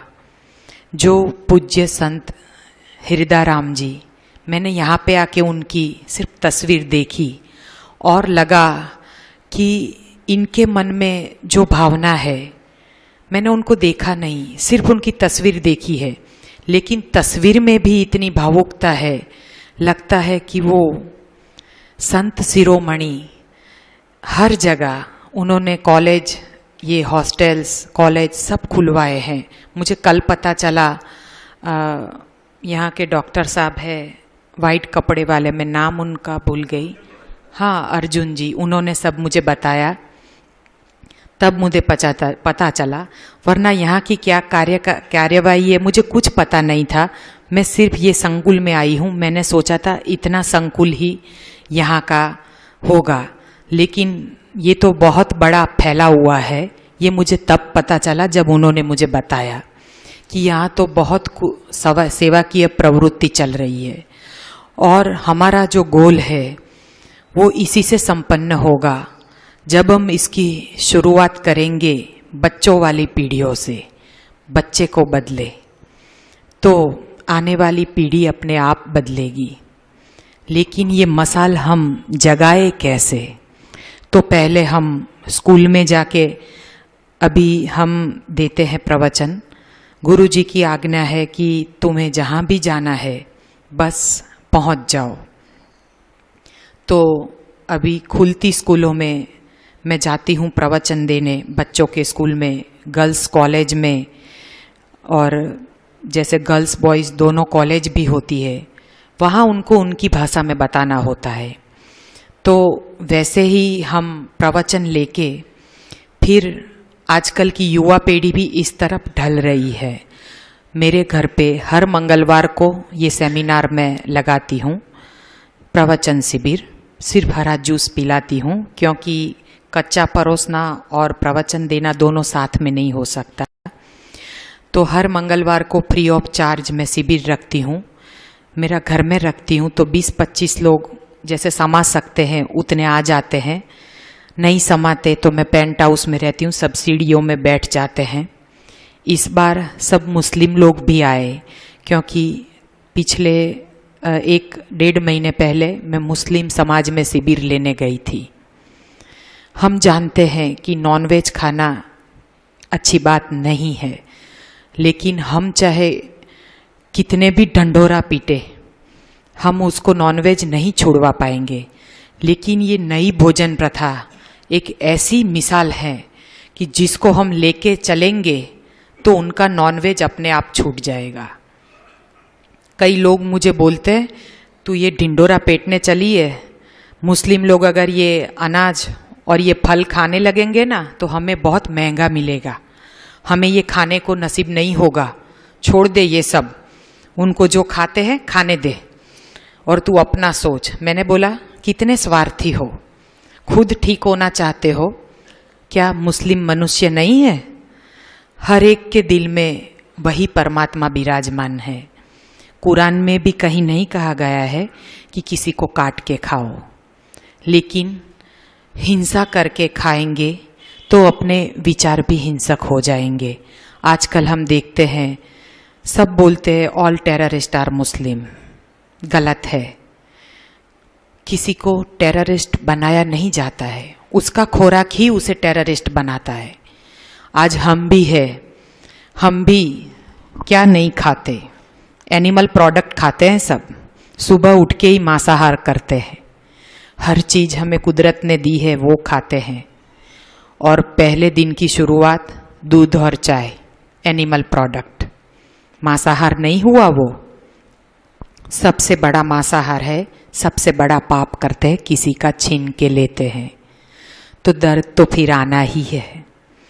तो पहली शुरुआत हम अपना मांसाहार बंद करके, यानी डेयरी प्रोडक्ट और बेकरी प्रोडक्ट बंद करके करेंगे, अपने घर में ही नहीं लाएंगे, तभी तो शुरुआत होगी मांसाहार बंद करने की।